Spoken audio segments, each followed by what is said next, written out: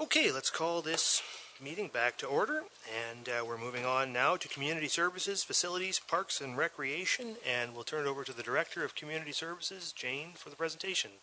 Jane. Thank you very much. And I certainly wanted to start off by thanking staff who have contributed a tremendous amount towards the budget this year.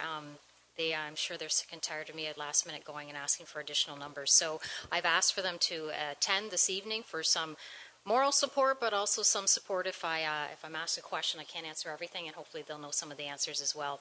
I also want to thank council who have forwarded questions to date and allowed us some time to get those answers comprised for you, and hopefully we're able to answer all those questions for you. For those of you who were at part of the council orientation, you would have seen a similar list to this. I'm not going to go over all of the divisions and services that Community Services does. It's in your package, but this certainly is a quick synopsis of everything that we do, and I'm sure there's many other things like there are in other departments as well, but that gives you a good understanding of what we do within our own department. Through the department, we did an exercise a couple of weeks ago, and all of our employees assisted in comprising this list for you. So this doesn't just come from me, this comes from all of them. They played a part in this list, and I'll quickly go over a majority of it in here. But there was quite a number of 2018 achievements that we're proud to say we completed. We certainly heard, and all of our staff said, we certainly experienced a reduction in complaints overall across the board for our garbage collection, seasonal washroom cleaning, grass cutting, and beach grooming. And we have council to thank for that, because it was you that allowed us additional staffing a couple of years ago to assist with our outside services, more importantly at the waterfront, but certainly with the garbage collection and the washroom collection, so washroom cleaning. So we certainly have seen an impact into those numbers and how our operations are going. We ran a successful volunteer fair. It was the first time we did one.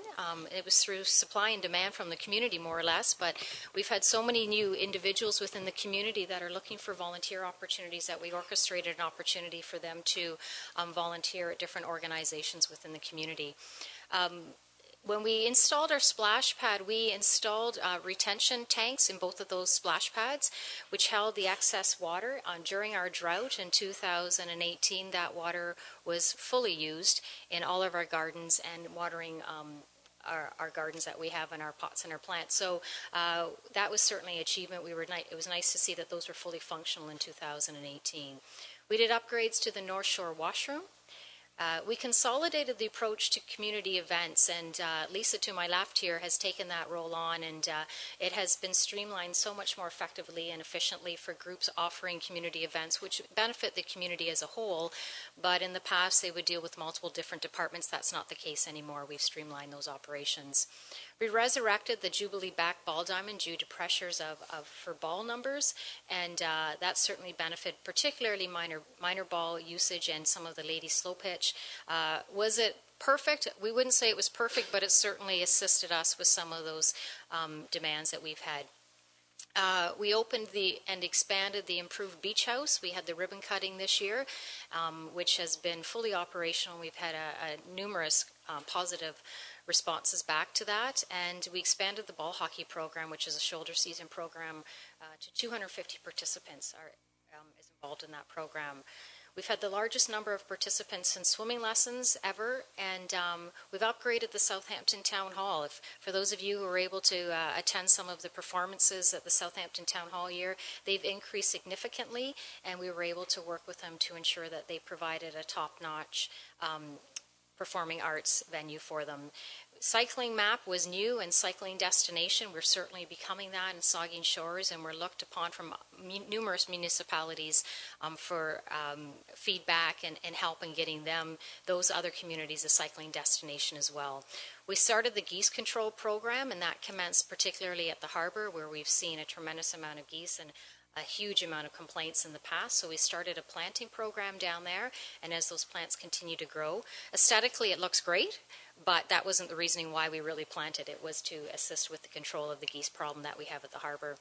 We just finished completing 3 dehumidification units at the Coliseum.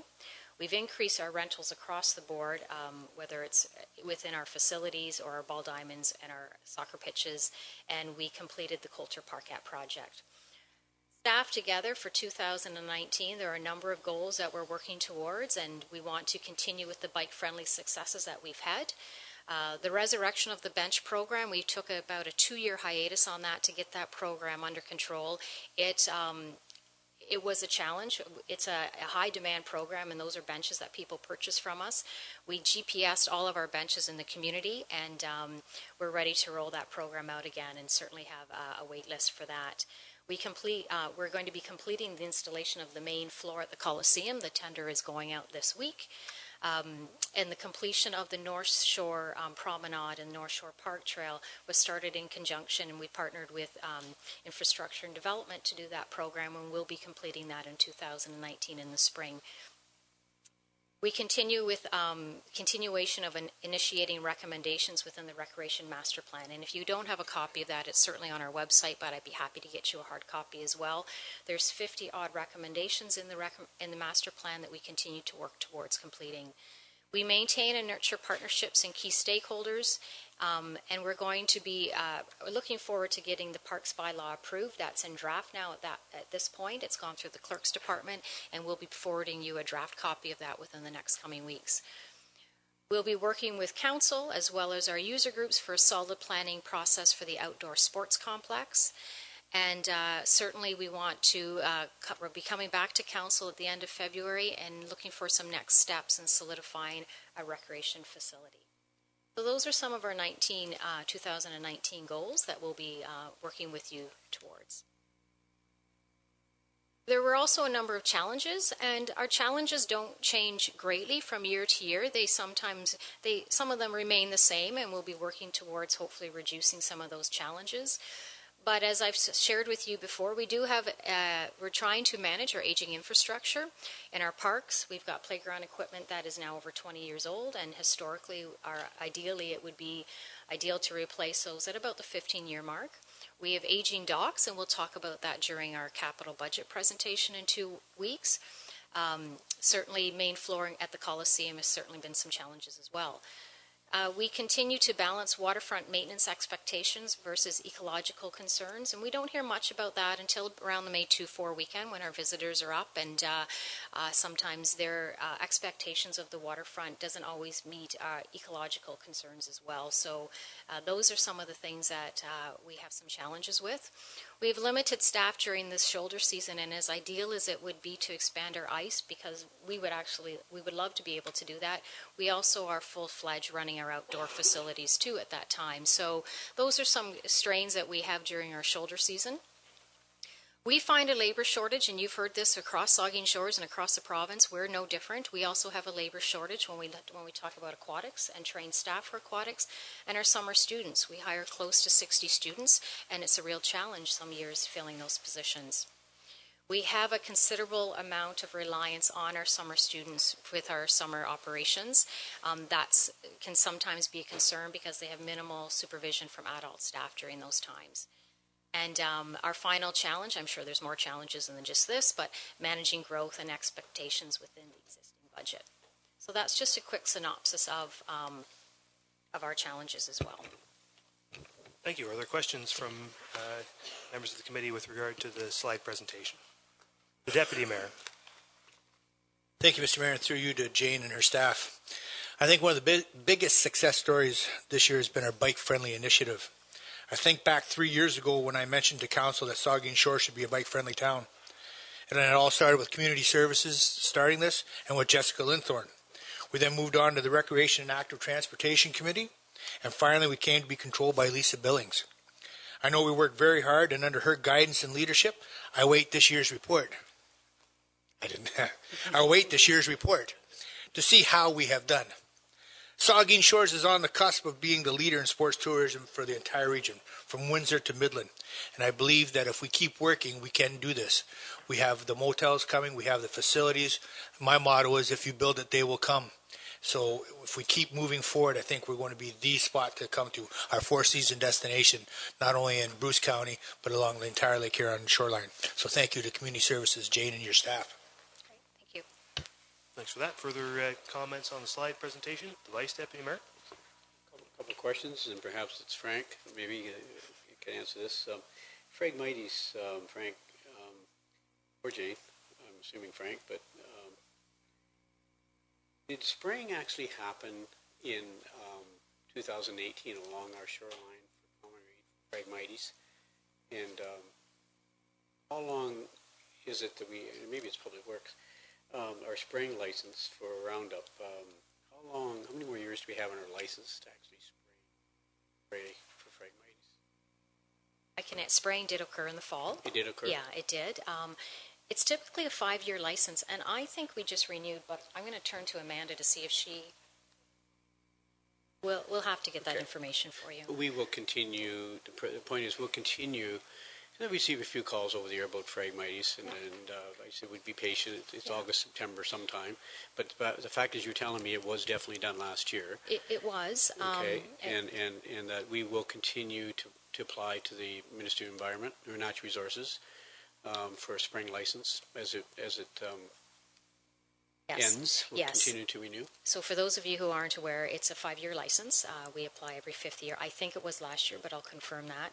We have GPS all of the areas that we spray, and it's been very effective over the last number of years in keeping that growth under control. Periodically, we'll see some new growth that forms in some areas that typically wasn't there before, and then we identify that and add that to the list. Okay. But it's a very small window of opportunity when we can spray. Mm-hmm. It's not by choice, it's by ministry requirements. And we certainly encourage the public, if they see common reed, Phragmites in front of their properties, give me a call. Absolutely. Right? And I'm gonna let Frank add to that, because Frank added a unique program this year that brings in some of the neighbors as well as part of that program. Yes, one of the challenges with Phragmites is there's not any legal way to spray it in water, and with the high water levels, a lot of the Phragmites colonies have been flooded, so we can't spray. So, and there is a lot of work across the province to try to get the regulations changed and the pesticides approved to spray in water, but that's a provincial challenge, and it's moving, but I'm not sure how fast.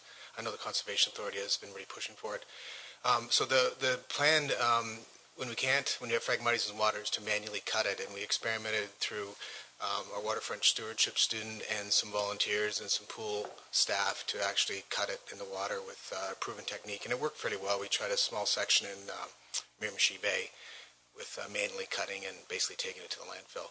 It's very labor intensive, but it will work in deeper water, and it's probably the only technique that will work in water. So we're going to try to continue that this summer. Thanks, Frank. And Jane, second question, the Calder Plaza. Nice job with redeveloping that plaza in there. And just the water fountain that was budgeted for, I think installed, was not operational this year. Is it? Is it operational? Like, can it be turned on this coming year? It will be turned on 2019. Yeah. Any further on the slide presentation? The Deputy Mayor. Thank you, Mr. Mayor. On that same note of Phragmites, we have another issue. Will we be dealing with the bloom in Fairy Lake this year? Right. For councillors' information, in the past we've attempted to, we've sprayed the last 3 years, and it has been, we've seen limited input to that. So Frank and I have been chatting about bringing in an expertise from the University of Guelph to give us some assistance with moving forward with that, because like I said, what the challenges that we've done is that it has limited impact based on the previous recommendations that we had. We had a consultant that came in, and if you saw him, it looked like a hovercraft going over top of Fairy Lake. And again, we could only do that a specific amount of time when the bloom reached the surface. So, been unsuccessful, but now we're looking forward to doing an alternative program that that will hopefully alleviate some of that. Certainly frustrating. It doesn't look that appealing when it is in bloom, and then it quickly drops to the floor. Yeah.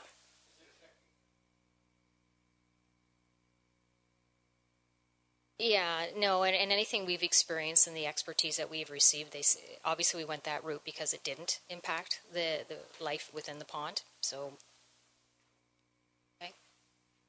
Anything further? All right, well, why don't we start going through then the service areas, and we'll begin, we're on page 104 of 182, and on the Community Services Administration Service Area. Are there questions or comments from anyone on the Community Services Administration Service Area? Councillor Schreier. Just one through you. The ActiveNet transaction fees, Jane, do those get tagged on, or I guess added on to an invoice when somebody registers, and then we get that money back, essentially? Right, and that revenue will be showing majority of it in Pool, because Pool does a majority of the registration is through ActiveNet, and there's some limited ones in the recreation budget as well. Thank you. Mayor? Thank you, Mr. Mayor. Through you. Jane, is there any way we can increase that type of payment structures for all of our facilities? I'm thinking the arenas, when there's open ice and people want to rent it during the holidays or near the end of the season, but the office is closed. How do they do it? Is there a way we can, whether it's a PayPal system, other arenas have it, is there something we can put online to allow people to be able to book unused ice? Because we also now have our 24-hour rule and all that stuff. So people are looking for ways to do it, but if they can't get into the office, our staff aren't taking money. Right, because right now they can only view it on ActiveNet. They can't Yeah. book it. We can ask if that is a possibility. Some of our limitations have been there just isn't the ice available to right now. But when there is ice, Yeah, we can know. certainly ask ActiveNet if that is an option, and we can come back with the cost on that. because I'm hoping on our new system that we have a board that shows what our facilities are, when our facilities are being used, and when open times are, so that people can actively come and get ice and use it. Yeah, I'd be happy to report back on that. Thank you very much. Thank you. Councillor Smith. Through you, Mayor, there is a line item related to bank charges, a significant amount. It's not something I recall seeing in other service areas. Is that holistic of our I bank would charge? suspect that's the use of Visa and MasterCard, but I'm going to... So I would agree with that. Anything further? The Vice Deputy Mayor. Jane, the number to do with part-time wages, 6740, 1100, 18% increase, is that $33,000 increase? Is that a lot of it with part-time wage increase through the province of Ontario? We've had minimum wage, I think, went from 1140 to 14. Is that why some of that's just showing up now, perhaps? Or Sorry, you're asking me about part-time wages right now? Part-time wages, we had some funding left from our full-time wages when the transition occurred from our programs coordinator to strategic initiatives. So we brought in a part-time person in order to, you'll notice that the part-time wage and the full-time wage equate to the same because our full-time was going to be under. So we filled that with a part-time wage in order to at least provide that continued service for the rest of the year. Okay, so you look at the 2017 number 149, and then we're going to 223. It's about a 50% increase. But I think the minimum wage should probably... Are we on a different budget? Sorry, Mike? I'm sorry. Am I on the wrong page?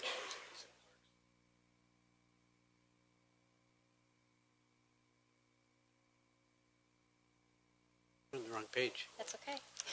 I'll ask it later. Okay. What page are we on? Nobody was following But me. you got some more information anyway. Okay, so I think Councillor Mayat. Thank you, Mr. Mayor. Now I'm on page 107. Is that the right page? No? Community Services Administration, page 104 and 105. Okay, I'll hold my question. Okay, we're going to be there in a sec. Okay, if there's nothing further on that, why don't we flip the page to Town Facilities Service Area. Councillor Mayat. Okay, page 107. Could you remind the council what is the nature of the Morpeth Street condo rental at $25,000 that we in the incomes? Right? In the top section, 130. That'll be for locums, I would suspect. So, okay, that's one of the locum condos. Yes, it is. And so we get $25,000 in rent. Yep. From that. Mm-hmm. Yeah, and we periodically may have up to 8 different locums, 10 different locums. I thought part of the arrangement was that we could stay there for free, but comment on that. So there is a difference, Councillor. Some of our condominiums we use when new doctors come to town. We give them the use of one of our condominiums for a year. Generally, that's the agreement, and they don't pay rent. They would pay their cable bill or that type of thing. Then another way that we use our condominiums is we rent them out on a short-term basis to doctors who are coming in to fill. They're called locums.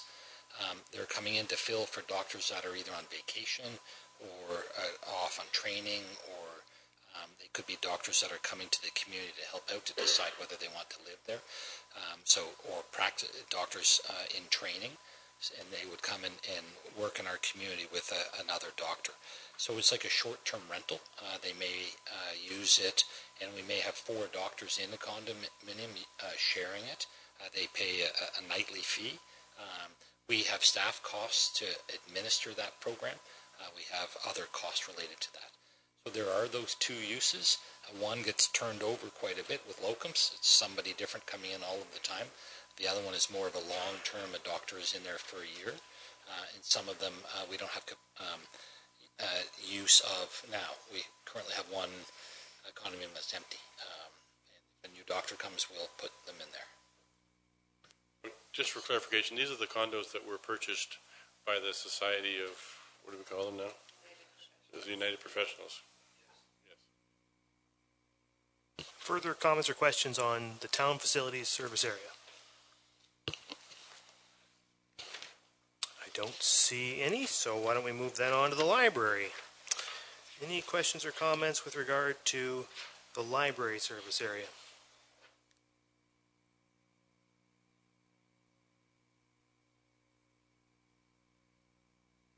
Yes. I assume it is, yep. Is there any questions?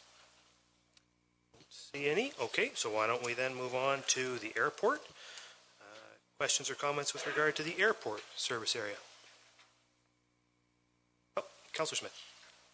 I have a question related to insurance. So there's a line item in our budget, and then it's replicated twice in the actual airport budget. Can you explain the item in our town budget related to airport insurance? I suspect, but I'll get clarification on this, that the insurance that's in this line item is for the contents and for the building, whereas the other will be for the operations. Anything further on the airport? Don't see anything, so why don't we move right along then to recreation and culture? Any comments or questions on the recreation and culture service area? Vice Deputy Mayor. I just wanted to compliment you, Jane, and Lisa, and whoever else is involved with this section. But revenues, going from 24,000 to 64, and that bottom line has been decreased from 16 from 36. I think it shows there's a lot of new revenue coming into this department. So we're making better use of facilities, obviously, and so that's a good thing. I know at one point in time we've chatted about this in the past, where community service is very much of a facilitative department where we're not really big into programs, but it seems like there's been a shift, Jane, into more programming, which, where the community is growing, and obviously you're seeing needs, right? Like the ball hockey, you said there's 250? 250 participants in that program this year. And that's what you're seeing with some of these new programs? The numbers are fairly big, right? Yeah. We're filling a gap when we talk about the shoulder season, so when I say that, I mean in between the hockey season and the ball season. Families are looking for activities to do. Yeah. It's supply and demand. Many cases we're being approached to provide a program, and we execute it. So the climate's changed over the last 4, 5, 6 years, and so I just want to commend you on this line item at the bottom is a healthy number, and you've really turned it around with revenues, and so thank you to all your staff for the great work. Those comments. Anything further on recreation and culture? See anything, so we'll move then on to parks. Any questions or comments with regard to the parks service area? That's the one. Am I on the right page? I don't know. You tell me. This is where I get to ask it. Great. Vice Deputy Mayor? Yes. Maya? Yes. Very good. Jane, so just if you look at line item 6740-1100, part-time wages, if you look over 2017, it was 149. So that number really in 2 years has increased by 50%. What has changed in the park section under part-time wages? I know, like minimum wage, equated to about 18%. So I get that part last year, this year.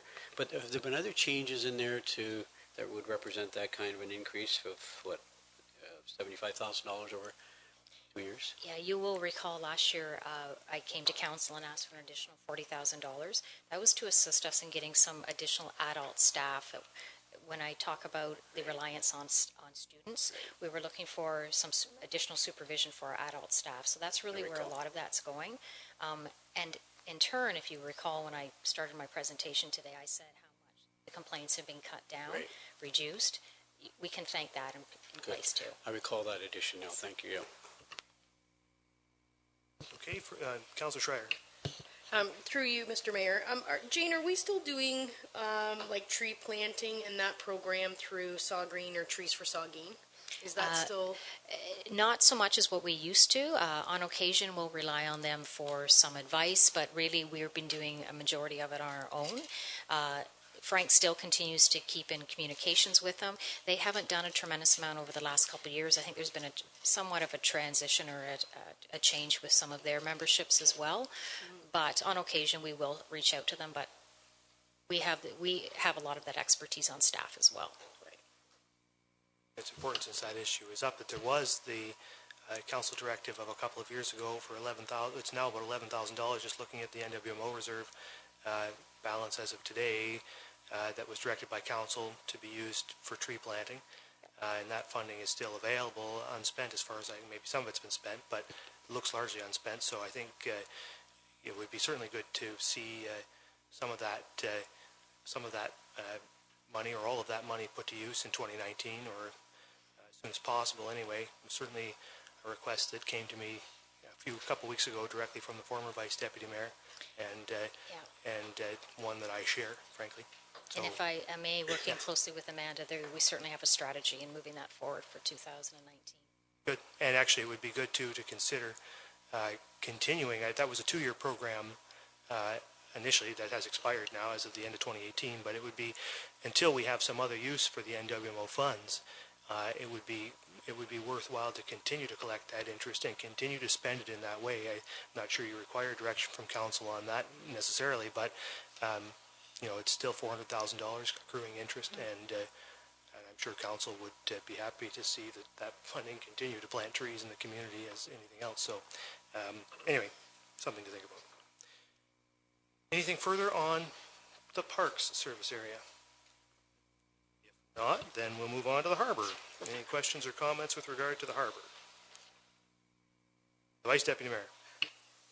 Jane, just as staff, it wasn't that many years ago where the bottom line profit at the harbor was in excess of $100,000. I can remember days it was $120,000. It's down to $18,000 now.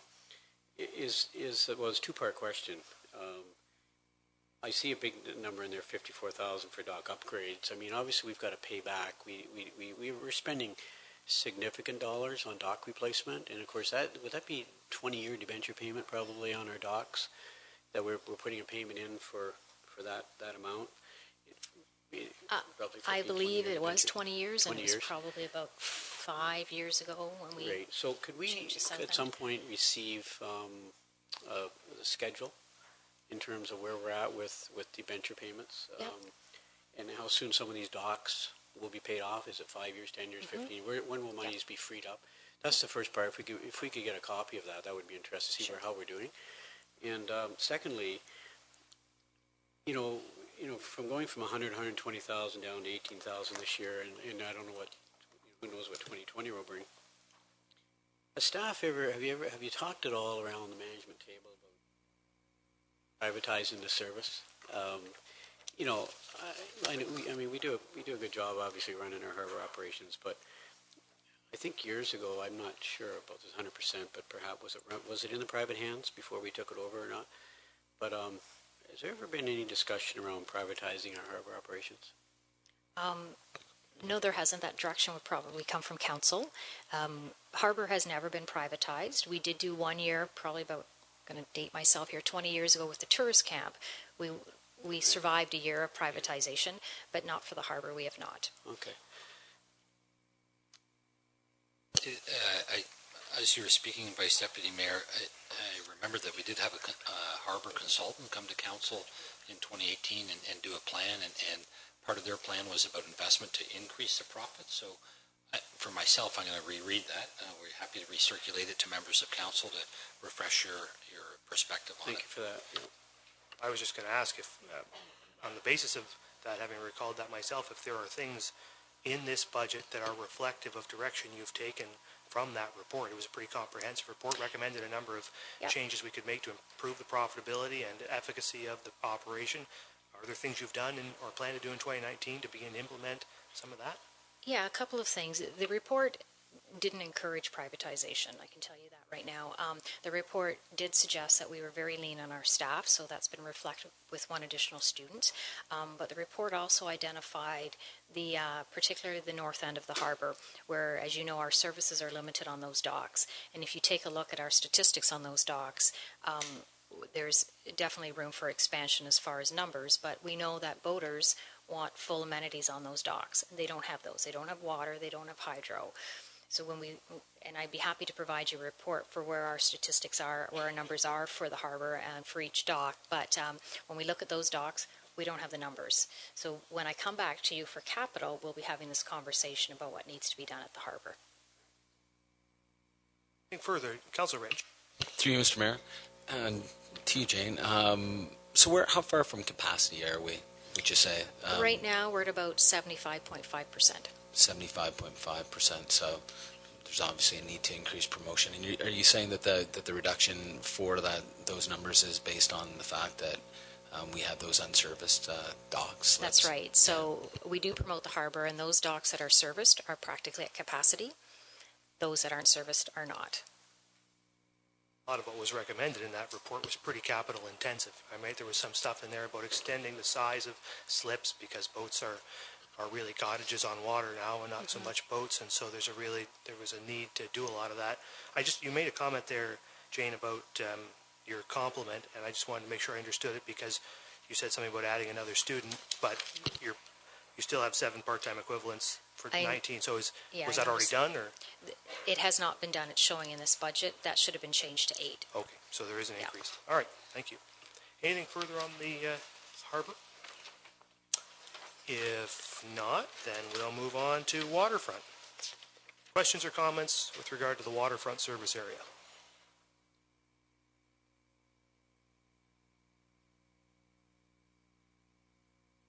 The Deputy Mayor. Thank you, Mr. Mayor. Through you, Jane, Family Ties Rentals, are they not back this year? Correct. Thank you. Further questions or comments? Councillor Smith, and we'll get Councillor Myatt. Do we have a breakdown for waterfront maintenance? There's a significant increase in 2019. Can you speak to what that plan is? Yeah, you will see about 3 lines down, contract service is now at 0. We transitioned that up, combined the 2. So there's no increase to budget. So we contract out when we grade the beaches, I'll say, when we groom them, and we've just put that contract up there. Myatt. Thank you, Mr. Mayor.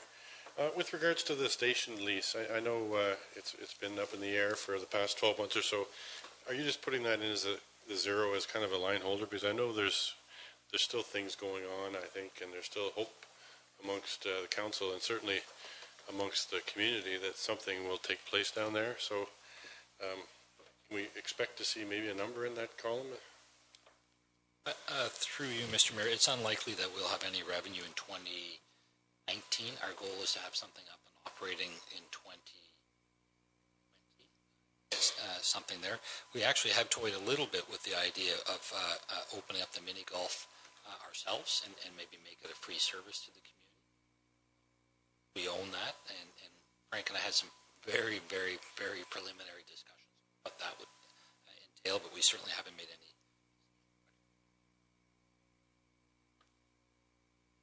Okay, anything further on waterfront? I was just wondering, Jane, could you, what is the plan for updating the beach maintenance plan? I assume that there'll be a new iteration of that come forward for 2019, or how will we handle that? Really, there's no change to it. The way we've been managing the beach for the past 2 years, we updated it. I believe it was it last year, or the year before, 17. We updated it, and at this point, we don't see any changes to it. I think it might be worthwhile to bring it before council again for renewal, for renewed approval, particularly with the new council. I know some members of council are interested in waterfront, or in beach maintenance, pardon me, and would, I think, appreciate the opportunity to go through it. So, I mean, sometime before the summer season, another look at it at council, I think, would be good. Absolutely, and if they're waiting for that time too, it's also on our website, so they can certainly view it there too. Yep, very good. If there's nothing further, then we'll move on to the Coliseum. Questions or comments with regard to the Coliseum? Deputy Mayor. Thank you, Mr. Mayor, and through you. Jane, the Coliseum telephone, $5,100, $2,050. I think we only have 3 phones in the Coliseum. Does that include the annex as well? Or is that internet provided with that? That works out to about $170 a month. And I would suspect internet is in there. I don't suspect annex is in there, but we'll get clarification on that. if you could do that with the Coliseum and the Plex, we're looking at $3,700 for the Plex, and that doesn't include the administrative side. Plex would also have, I would suspect, cell phone usage in there. For telephone. There could be some cell phone usage. If you could just let me know what the cost breakdown of that is. Thank you very much. Further questions or comments with regard to the Coliseum? Councilor Rich. Thank you, through you, Mr. Mayor. I was just having a look at the utilities. So currently, I think we're at, was it say, $60,000 of utilities used this year. Looks like you budget about $20,000 a month. Are we on track to be up? Does it run $40,000 for November and December? To be honest, I haven't checked the last 2 months for those numbers. I certainly can for you. I'll look to to Sue as she put those numbers in for me, to be quite honest, and I think based on the information that she had received that there wasn't an indication that it was going to be going up much. So I would suspect we're fairly good to be online there, but I'll get clarification for you on those. Sounds good. Thank you. Do you anticipate that operations at the Coliseum will become more efficient with the floor replacement later this year, that your utility costs, probably not in 2019 so much, or maybe in this latter half of 2019, but certainly in 2020 will start to come down? It's certainly our hope that will occur. That's not the main reason why we're replacing it, though, but just a nice side benefit, potentially. Yeah. Okay. Anything further on the Coliseum? Being none, then let's move on to the Plex. Any questions or comments with regard to the complex service area?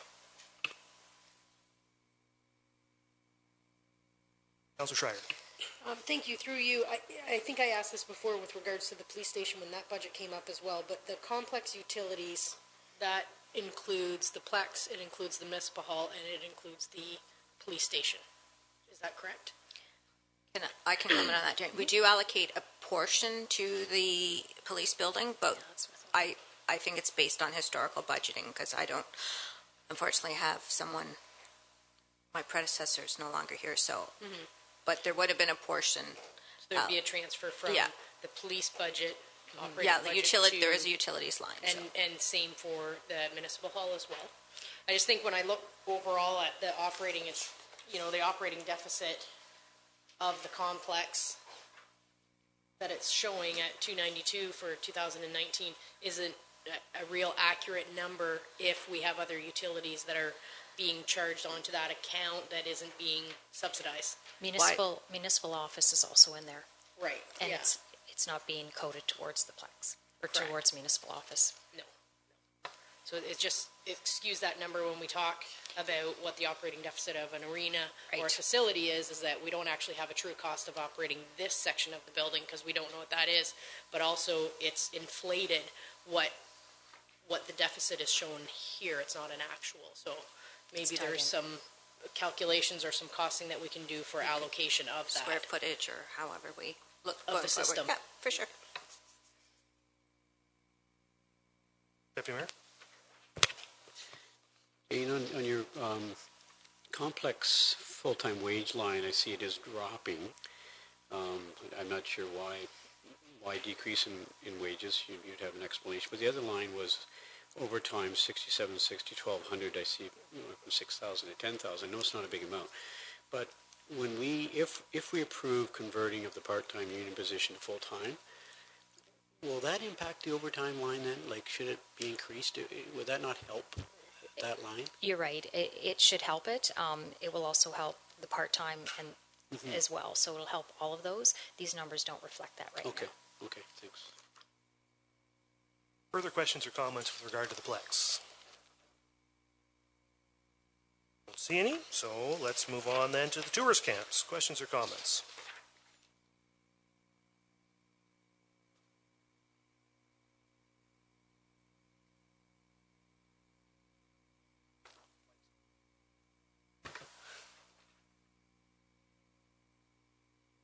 Nothing on the tourist camps?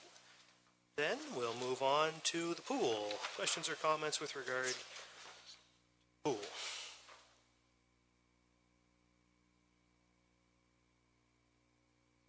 Vice Deputy Mayor. Mr. Mayor, I just wanted to, thank Shauna Reid for her amazing service over the last 10 plus years. She's accepted an 18-month contract over in the city of Orillia, and I think it's a great move for her, a great opportunity. And in the same hand, it opens up another door, provides an opportunity for Michael Hunt to step in and carry out more responsibilities. And I just want to, congratulate Michael on that promotion. Michael, I know you're here today, and you're going to do a great job. You have for the last many years, and I think it's a great opportunity for you too. And I looked at your numbers, Jane, your slide presentation, and our pool numbers have just shot up. So I think that's a tribute to the great job that Michael and Shannon's staff have done up with the pool. So I just want to congratulate Shannon and also Michael for the promotion. Keep up the great work, Mike. CAO. Yeah, thank you for those kind words. And I just wanted to clarify that in essence, we've lent Shanna to the city of Orillia. They are paying her, but her intent and our agreement to the leave of absence is that she will return. She's doing a special project for them, assisting in building a new facility. And she presented this opportunity to Jane and I, and we felt it was a good opportunity, knowing that hopefully Saugeen Shores will be going through a similar process. So I just wanted to clarify that Shanna is on loan to the city of Orillia. Thanks for that clarification. We'll look forward to getting her back. I was wondering, I had a question about just kind of a small thing, but a big thing that I've noticed at the pool, going in and out of the pool myself, is when we do have events that are not sponsored, when members of the public have to pay to get in and use the pool, we don't have debit machines at the pool, and it's 2019. Nobody's carrying money around, particularly when you go to the pool. So I just wonder, is it possible to consider adding that feature to our frontline desk at the pool? Yeah, absolutely. I'm aware we had those conversations, and I'm not too sure where they ended up, so we'll definitely look into that. Good, thank you. Further questions or comments about the pool? Don't see any on that, so thank you, Jane. And then that moves us on into item 9, which is the additional budget requests, and we're going to go through these one at a time, and the various directors who are responsible for them will describe them to us. So the first one is a full-time economic development officer. Do you have that? All right, we'll have the manager of strategic initiatives speak to this one. Yeah, so while the microphone makes its way back there, what we're going to do on each one of these is the administration would like some clear direction from council about whether we should move these items forward or not. And so we'll hear the presentation on each one of them, and I think we'll just take an up or down vote as to whether we should move it forward or not. We can do that. I guess, what's your preference? We can go through them all and then loop back and vote up and down on them, or we can do it as we go. Would you, Councillor Grace? Before we do that, I wondered if we could just, again, if the CAO could clarify for us if everything here is approved, and we're still around the 3%, could you confirm Yes, that? with one exception. So I'll say it. If everything in these is approved, with one exception I'll identify in a minute, we should end up around 3% blended tax rate. Now that depends on what the county does. You heard our director say she's made an assumption of 4% tax increase for the county. If it comes in at 3%, we could be less, or we can contribute more to the legacy fund. If the county comes in at 12%, then there'll be some. So our assumption is on 4%. If all of these are approved, with one exception, we will come in somewhere around 3%. That's our estimate. The only exception is the police building levy. So when we talked about the police building early on, we said we didn't want this to impact our tax rate or our capital budget. So we came to council and said we'd like to treat the police building as a separate amount. So it is in here as a recommended, but that one would be handled separately from inside that.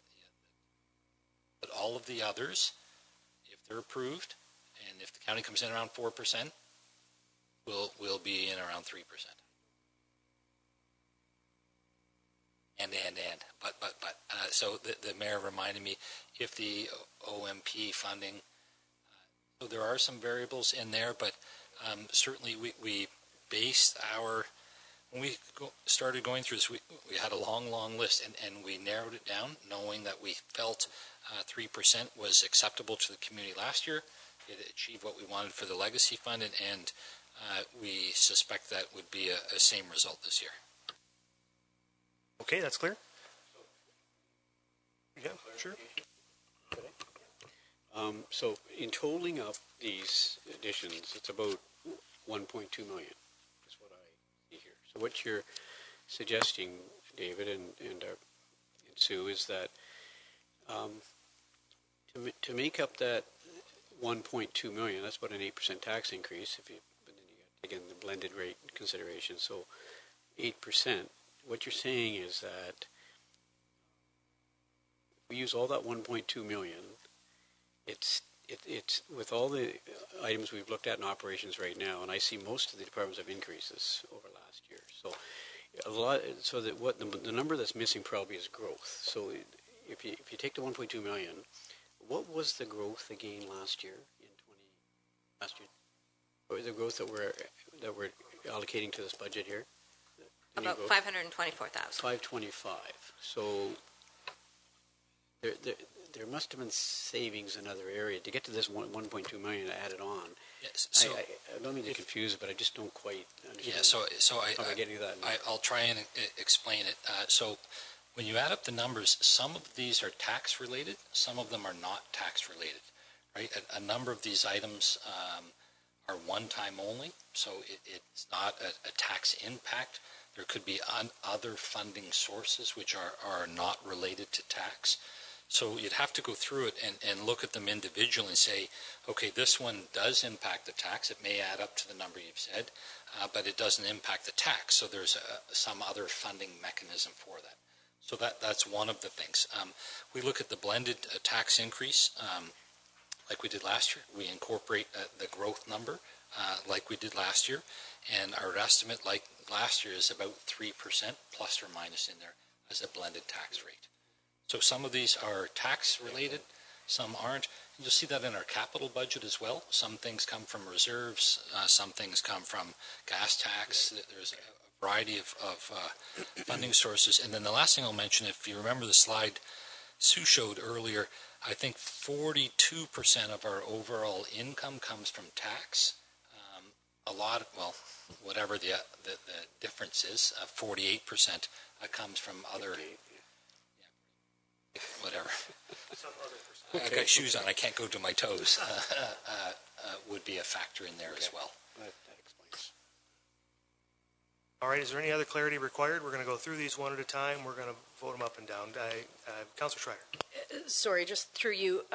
We're doing capital budget in a couple of weeks. Would there be any projects that will be presented that will come that will affect the operating budget? So i.e. purchasing a new piece of equipment that requires a new staff, or maintenance or fuel, things like that. Through you, Councillor Smith and I were having that conversation. It's almost a chicken and egg. Which one do you do first, and which one do you do after? There's only one item that comes to mind, and my department heads can support me. And that one is an item that Amanda will be speaking to, and I've asked her to make sure that it's clear. There's lots of provisos. I think it's for additional snow plow operator. As capital, if we can't fund the snow plow operator, then if we can't fund the snow plow, then there's a challenge. But no other ones come to mind, and I would just scan the room and see if anything. We've tried to tie them together.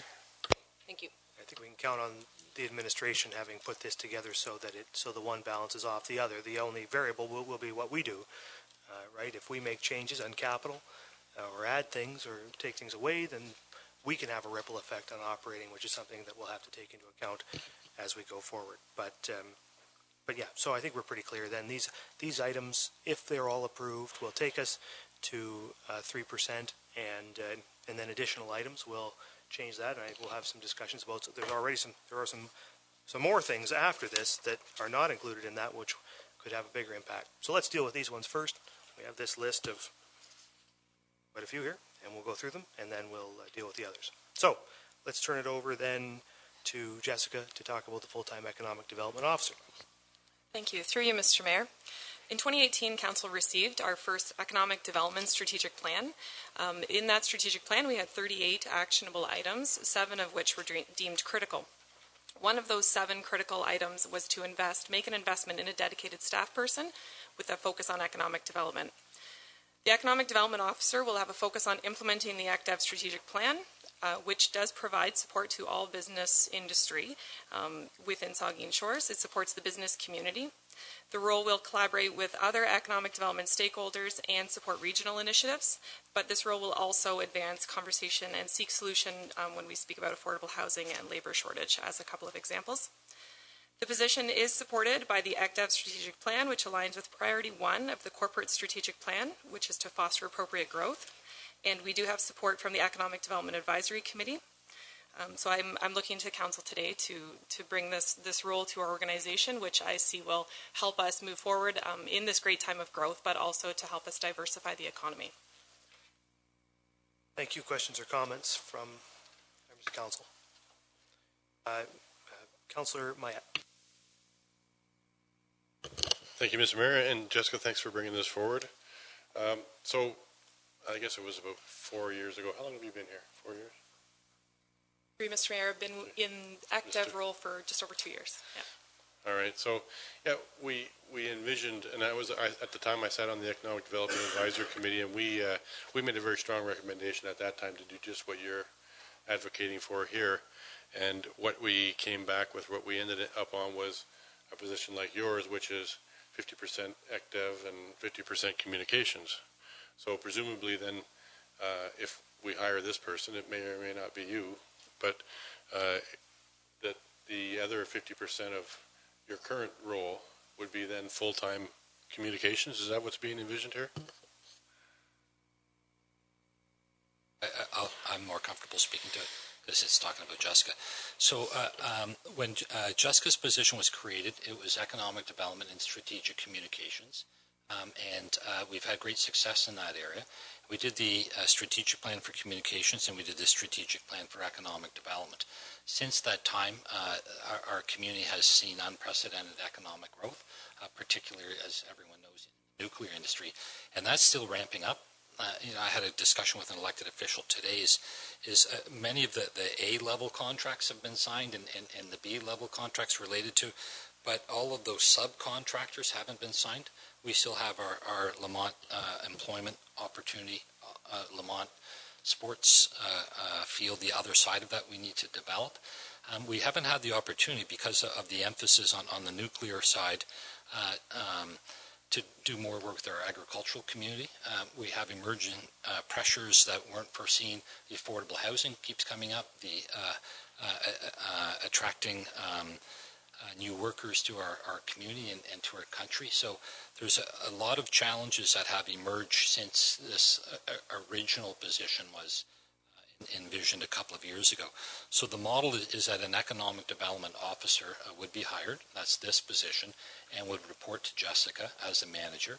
Jessica would maintain the nuclear portfolio, where she's heavily invested in that, and continue to help those companies foster in the next level, and provide high-level leadership to some of the other issues that we're seeing, again, working with the province and the feds in terms of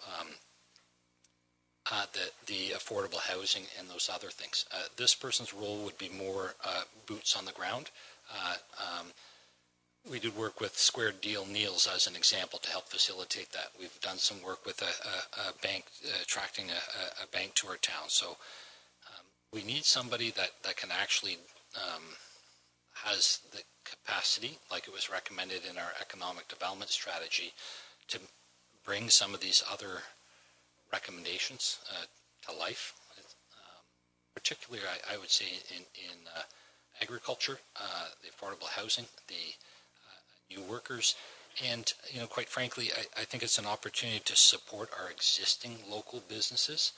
Jessica's doing a great job. It's a portion of her portfolio, but there's so much to do, and it's really, I would articulate it, it's taking advantage of the opportunity that we have, because we've got an opportunity like no other, well, very few communities have. And Councillor Rich asked earlier about that 80% of residential.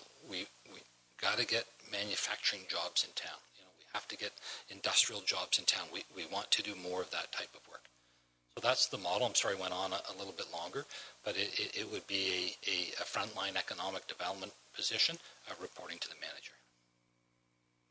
And but the original question was the strategic communications portfolio, which is presumably 50% of her role. She would be keeping that in her role as well? Yeah, Jessica provides leadership. So Laura Mosconi does our website and does our communications work. So she's our communications specialist. She previously worked with recreation, and you saw that transfer today. Yes. So she's in there and doing our website, increasing our branding, doing our microsite and elevating our community engagement. When I talked about opportunities earlier on my slide, is our community is rich for and wanting and deserving a much higher degree of community engagement. So surveys and polls and focus groups and community forums and press releases, and we're a multi-million-dollar business, and we want to communicate like that, and we feel it's important. No, certainly I agree that it is. And then this position then would have a payoff realized in the next number of years with increased diversification of our employment base. Yeah, you heard today we were doing somewhere around $100 million of building activity. Economic development is a big part of that. Important thing to remember too is up till today, up till now, much of our economic development activity has been being undertaken at the County of Bruce. Right, the county has really been providing the heft behind economic development, and we just haven't had a lot of horsepower internally here to make that, to do that, or to seize that ourselves. And so that's what we have been doing, is creating the Department of Strategic Initiatives, creating communications departments, now creating economic development as a completely a separate person. We'll have the energy or the internal capacity to do more of that ourselves and to seize some of that opportunity ourselves and to be more aggressive in that space, which is a space where we have a lot to achieve. So it's it's a critical investment, really, I think. Further questions or comments on this one? Councillor Rich. Thank you, Mr. Mayor. I'm very supportive of this idea as well. I think that I can reiterate whatever the CAO has said. In order to try and continue to bring businesses to our region, to try and kind of free up Jessica to be able to focus more on nuclear. But the one part that he did mention, if you go to any conferences or read anything about economic development, one of the things I always reiterate is you have to. It's so much harder to bring people in than it is to retain the businesses that you have in your community. And I think that that's probably an area that is easy to fall by the wayside when you've got so much new growth coming in. By having a person like this in place, it's going to go follow through with that strategic plan that we've invested in and look to experts to tell us what we're supposed to do. And I think a lot of times when we go through those initiatives, it's easy to not follow through because it's going to cost a little bit of money in the long run. But when you ask experts for advice, one of the best things I think you can do is follow the advice they give you. So what we can do is, and I'm not sure I was entirely clear on this, we'll do an up or down vote on this. It's not a final approval. It'll move forward to the next, what we'll do is move forward to the next set of budget discussions, and based on whatever might happen in the next little while, we'll be able to make another decision as to whether we want to keep it right through to the end. Do you have something? The Vice Deputy Mayor. Yes, I have about 4 or 5 questions here. I'm just wondering, with the position that was created 2 years ago, and just wondering what percentage of time was spent on corporate communications by Jessica. Jessica wants to answer, but I mean, communications has been happening since you commenced your job, and the communications has really improved within the municipality. What percentage of your time was being spent on corporate communications? Through you, Mr. Mayor, just to confirm, 2 years ago? You're asking In the sort last of the 2 years, beginning of the last 2 years. Yeah, the last couple of years. So I think when I first stepped into the community development role, I wanted it to be that 50-50. Bruce Power and Bruce County requirements did immediately take up a lot of my time, and as did, it became a real juggle on priority, knowing corporate communications, and that's my training and my understanding and passion, but also understanding how quickly and how rapidly economic development and the response was required from Bruce Power. So I would say it did quickly shift to kind of that 70-30 of 70 ECDEV. Okay. So, and now correct me if I'm wrong here, but the communications specialist has been moved from community services over to strategic initiatives. That person then would take over the corporate communications for that 30% of the time that you were spending on. Is that person going to then be utilizing their time to do that 30%? Have I got it right? Through you, Mr. Mayor. So our communication specialist, Laura Mosconi, has started with us in July, and she's 100%, her time is communications, internal and external. Right. So is that the 30% that had been reduced from 70 to 50 to 30? She's doing far more than I could have. No, I understand. I'm sorry, I'm not quite understanding. No, it's okay. I would just comment, if I could also, Laura did bring her current communication, so it's not that Laura was an increase, it was a transfer over, right? We moved some of that. I was trying to zero in on the amount of time it's going to save Jessica in her current position with moving the communication specialist over that department, and how much of that time that you were spending, that 30%, is going to be not necessary anymore, but it's going to be spent by the communication specialist. That's what I was driving at. So the communication specialist would be taking that 30%. Okay. So the other questions I had. I just made a comment on that. I think it's important to just define this a little more clear. This is an enhancement in service. This is a service level enhancement. So it's not as though we're taking part of Jessica's time and we're doing the same amount of work with just more people. Just to be clear, right? We're attempting to do more because we feel we need to do more, and so it won't be a one. I just wanted to make the point. It won't be a one-for-one swap for time. We're doing more stuff. I understand. I just need to clarify it. The second point is when we look at the 85,000, if this was approved by council, there's going to be an advertising process, interviews, hiring, leaving a job a person's currently in. Is this number a 6-month number, a 9-month number? What number is the 85,000? And is that an annualized number? In other words, we paying that person 65, or is it 95,000? Yeah, through you, Mr. Mayor, this is an annual salary of 65,000. And the person may start in April, May, if we approve it. So that this is an annualized number. It might not be that by the end of the year. The actual cost. The third question I had was around the Rural Economic Development Grant. You say that we've applied and assist with the first year. When will we hear back from the RED grant program? Through you, Mr. Mayor, we're expecting to hear back from the RED program at the end of January. Pardon me? The end of January. End of January. Yep. And NWMO, same thing. There could be funds to cover for 2 years. When will we know whether or not those kinds of funds could be available for 2 years? Yeah, I'll jump in on that one. So that is funding that we have. It is in a reserve currently. That would be our third choice as a funding model. So that's a reserve fund that we have. Gotcha. I see it now, reserve. Okay. Yeah. Thank you for that. Okay. Thank you. Okay. Yeah, I think just on that final point, I think certainly if this is going to become a permanent position, then funding from a reserve would not be a very good idea. I think we ought to put the funding on the tax levy and build the tax levy space for it rather than complete that reserve. So hopefully we can proceed that way. Is there anything further on this before we take a vote? All right. All in favor of carrying this one forward? Opposed? That's carried. Okay. Next then is a payroll clerk for human resources. And who has that? You have Sue? I'll be Sue. speaking to that. As we've sort of have mentioned previously in the discussions, over the last few years there have been considerable growth of the town of Saugeen Shores, which has resulted in an increased demand on our administrative staff. Currently, our Human Resource Division has only one full-time employee.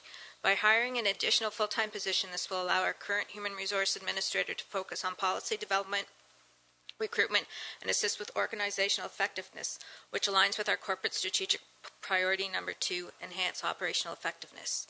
This position would process payroll as well as provide administrative support, which would include benefits, among other things. The payroll function would be reallocated from the Deputy Treasurer Tax Collector, which will allow this position to focus more on taxes and support to the CFO. This role was also recommended in the 2015 organizational review. Okay, thank you. Questions or comments with regard to this payroll clerk addition? The Deputy Mayor. Thank you, Mr. Mayor. We know for the last 3 years that our payroll department has been understaffed, and this is an opportunity, as Sue mentioned at the beginning of the meeting today, to bring them up to level to make sure that they're able to do the work that is put on them and not overstress them. So I totally support this one. I'll get Councillor Myatt, and we'll come down to the Vice Deputy Mayor. Thank you, Mr. Mayor. I was following this along, and along the same lines as the Deputy Mayor, that this strengthens our payroll and as it says in the title, our human resource function, which I think is a critical need, and I fully support that. Except where at the bottom where it says the payroll function will be reallocated to the Treasurer Tax Collector. So it wouldn't be supporting human resources directly, but it would be duties taken from human resources? Currently, the payroll function is done. We have a tax collector / deputy treasurer who's also doing our payroll function right now. Mm-hmm. So that payroll function would be removed from that role into the new position. Into the new human resources payroll clerk, yes. So then there would be 2 positions in human resources. Yes. Anything further on this one? Councillor Smith. Oh, sorry. I'll get the Vice Deputy Mayor. I was just wondering about if this was approved. Is this something that would happen again in the next short term? Probably. You need this person on staff, so you'd be January, February, March, right? Yes. Right away. Councillor Smith. Have we done any benchmarking with similar demographics in terms of the number of staff that are used for human resources? Have anything offhand? No. I can tell you that we are very under-resourced, human resource-wise. So when we look at we've had some breaks in service that we've had to manage over the last number of years, and we've turned to other municipalities to help us do that, and they have more than we do. Okay. Is there anything further on this? All right, seeing none, all in favor of this one? Opposed? That's carried. Okay.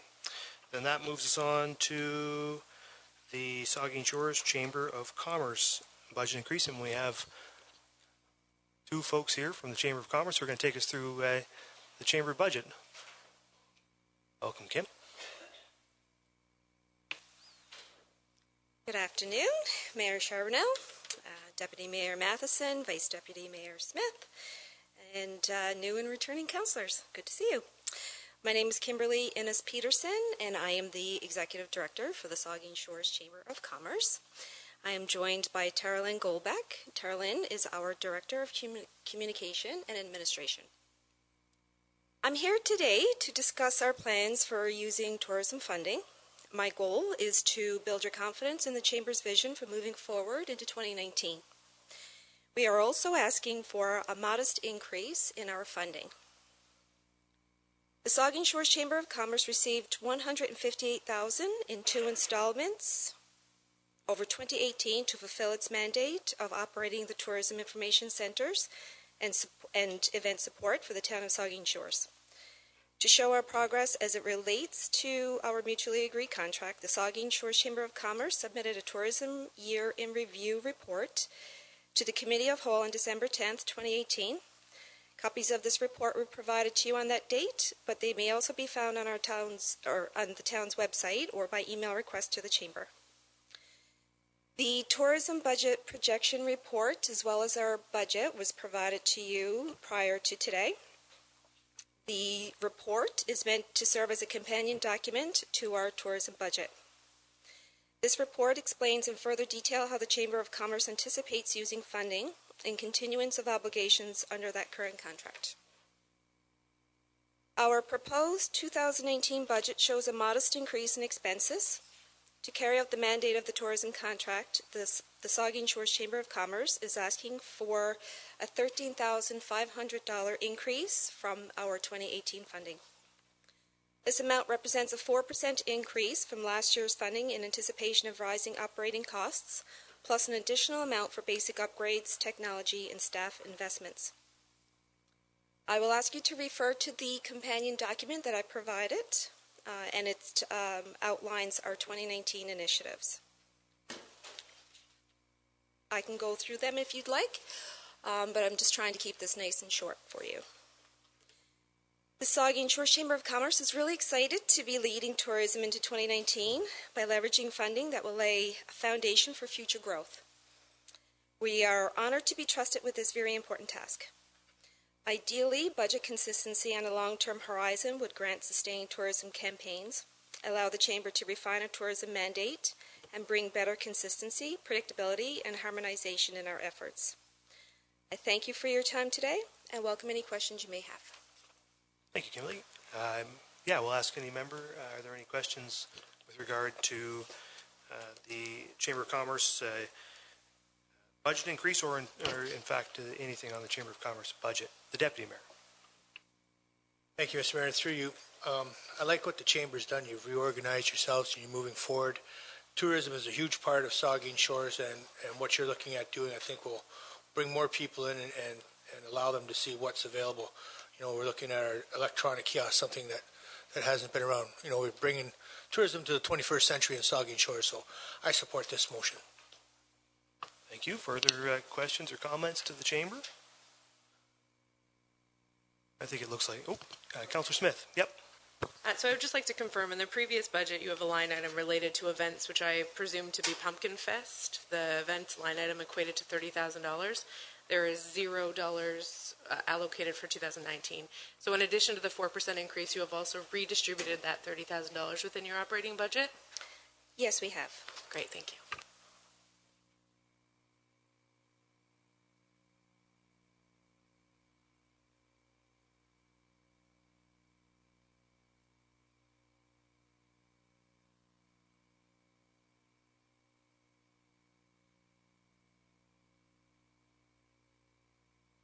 Yeah, so the CAO's just reminded me that, of course, our relationship with the Chamber of Commerce is governed by a contract that we have signed between us, which is, I think, coming up for review in 2019, if I recall correctly.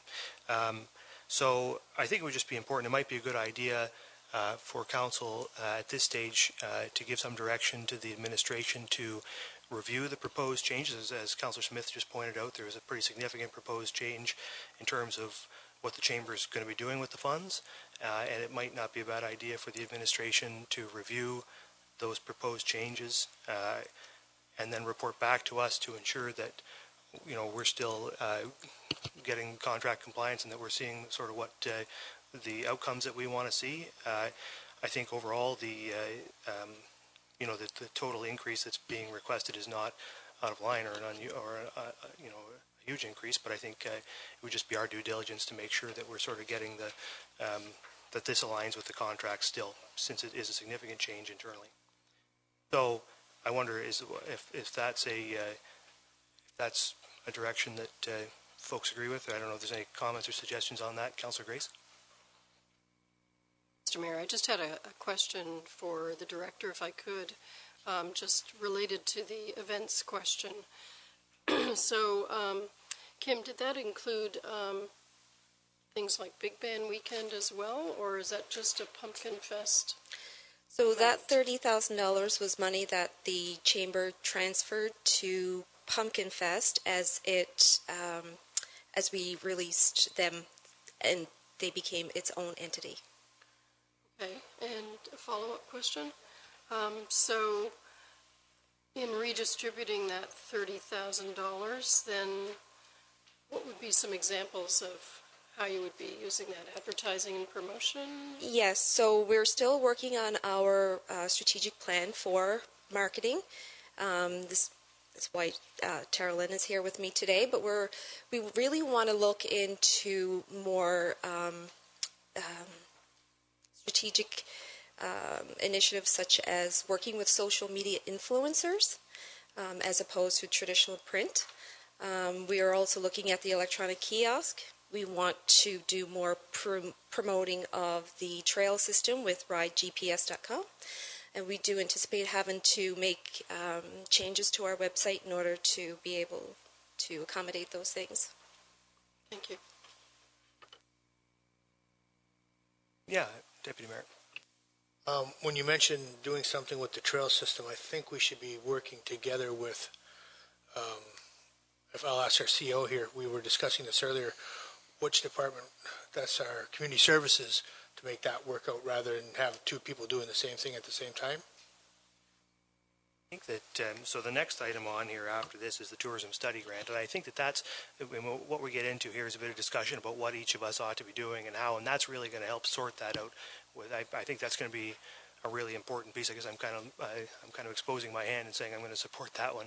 I think that I think that what I would like to see us do with your consent would be just to move this budget forward, and with a request back, in addition to moving it forward, a request back from the administration just for some verification that as our agreement is today, that we're still aligned, and so we could move the budget forward in its existing state and look for that bit of reassurance from our administration, and just sort of move forward in that way. Is there can we get some direction? Yes, sure, that would be helpful. Okay, so it's been moved by Councillor Mayat, seconded by the Deputy Mayor, that we will advance this budget as presented and request the administration report back on how it aligns with our contract with the Chamber of Commerce. Thank you. All in favor of that? Opposed, if any? Carried. Okay. So, thank you guys. We appreciate you coming in. All right, so that moves us then on to item D, the Tourism Study Grant. And I assume the Manager of Strategic Initiatives has that one. Thank you. Through you, Mr. Mayor. So the tourism study is a one-time fund of $20,000. It will be leveraged through the RTO7 funding program for a total of $60,000. That will give us funding towards the tourism study. So the 38 recommended action items in the Economic Development Strategic Plan, reviewing the tourism service agreement is one of the 7 ranked as critical. So this tourism study will give us the research and knowledge, and it will provide us a tourism plan and strategy for the town in partnership with the Saugeen Shores Chamber of Commerce. Tourism study will include the actionable items to support and is coming and has the support, from the Economic Development Advisory Committee and the Chamber of Commerce. Tourism is recognized in the Economic Development Strategic Plan as a driver, an economic driver in our community, and aligns with priority 1 of the corporate strategic plan, which is to foster appropriate growth. So I'm happy to answer any questions. Questions or comments on this item? The Deputy Mayor. Mr. Mayor, through with the 2-for-1 funding through the RTO7 group, I believe this is just adds on to our what we're doing with the community, with economic development by hiring our next economic development officer. This will complete the plan that goes forward and lead us into what our tourism plan is going to be in conjunction with what our chamber is looking to do. As a comment. Yeah, thank you very much. I just wanted to identify this one. It caught my eyes. This is an example of an item. It's listed at $60,000. It actually only costs us $20,000, and that $20,000 is from a reserve. So it's not a $60,000 tax impact. It's a one-time $20,000 reserve. So that's just an example of what I was articulating earlier. Yeah, and this has been a sore point for some time in terms of us needing to figure out how to align our tourism activities between the town, the Chamber of Commerce, now BIAs. We have a lot of players in the tourism space, and we need to know what we should all be doing so we can be most efficient at it. If we don't study this, I fear we'll continue to just sort of be on top of each other and not being as efficient as we ought to be. So this is a really critical one. I certainly hope I will support it. Is there any further discussion on it? If not, all in favor of moving this one forward? Okay, good. And then item E, the transfer to the Legacy Reserve, CAO. Yeah, thank you very much, Mr. Mayor. So this is a formalizing a little bit with council our desire to continue to build the Legacy Fund. We had success last year, by all accounts, very positive about that. And if we continue down this course, we'll see significant increases into our Legacy Fund. Currently, if budget goes as presented with all of those provisos, and we put $500,000 into the Legacy Fund from this year's tax, that's every year going forward. So that increases our contribution in 2019 to about $1.4 million annually. So not just annually. And last year, I believe it was about $900,000. So we're growing those numbers. If we followed along this the same methodology, by the end of term, you will have generated about $10 million just by these modest and regular increases. So I would encourage you to continue to do that. I'm happy to answer any questions you may have. Vice Deputy Mayor. Mine was just a comment more than a question, and I think this is something, David, I want to thank you for bringing this forward last year. Legacy Fund, Legacy Reserve Fund. We are consistently being turned down at provincial, federal level for capital grants. Not that we never receive them, but rarely we do any longer, it seems, because of our high average household income and low average household assessment. We seem to be the top in income and the low in taxes. And, we tend to get penalized for that, by the province and the feds. So I think that in light of the fact, I think the writing may be on the wall that, painting, being successful with capital infrastructure funding is something that, just may not be happening. We're going to continue to lobby the provincial federal government. Our pool needs to be replaced. We got a ball complex. We got the Southampton Town Hall on the horizon, Southampton Library. There's a whole slew of, there's a whole large number of projects that we need to take a look at. And, if we can't fund these projects through the help provincial federally with capital infrastructure money, then perhaps this is where we need to look, is through a legacy fund. So it's not cheap each year to add $500,000-$700,000,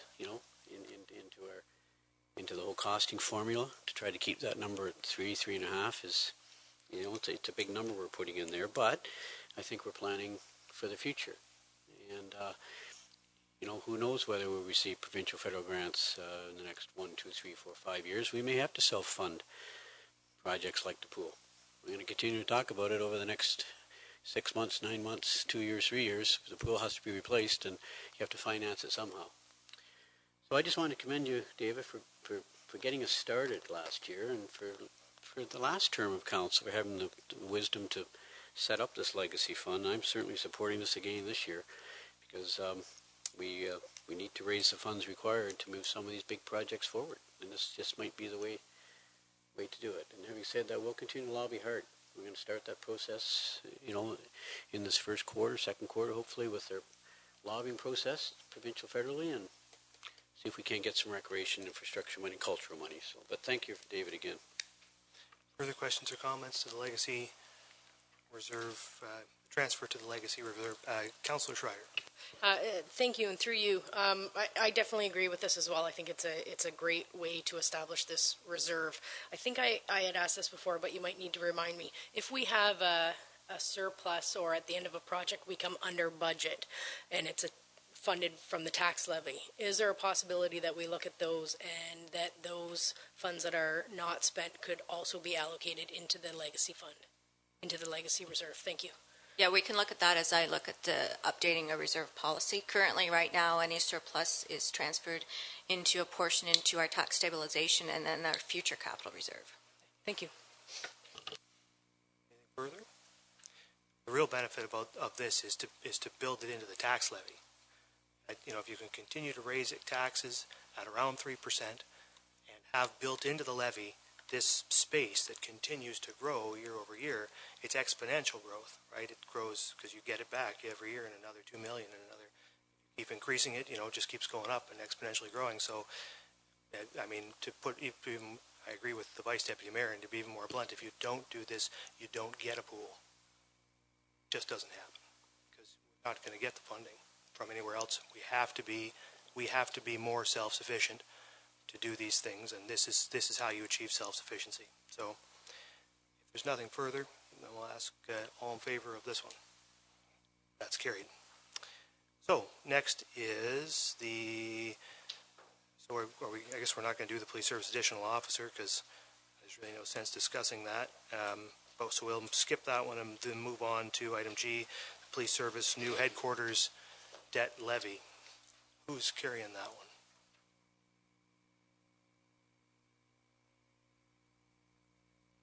So I'll speak to it. It's Sue's sheet. So this is the one, though, that is not. This is the exception that I spoke to earlier when council approved that we were going to build a new police services headquarters, which is on time and on budget. Council agreed at that time we would approach it with a levy. So we're recommending that an additional levy be put on properties in Saugeen Shores in this year of, I believe it's $30, and next year that will ramp up as a full year, and that will pay over time for the police services headquarters. Questions or comments with regard to the police services building debt levy? I think this is a really clear way to delineate. This was a necessary expenditure as determined by the last council, and it's going to show up on the tax bill, and in 20 years it'll drop off the tax bill.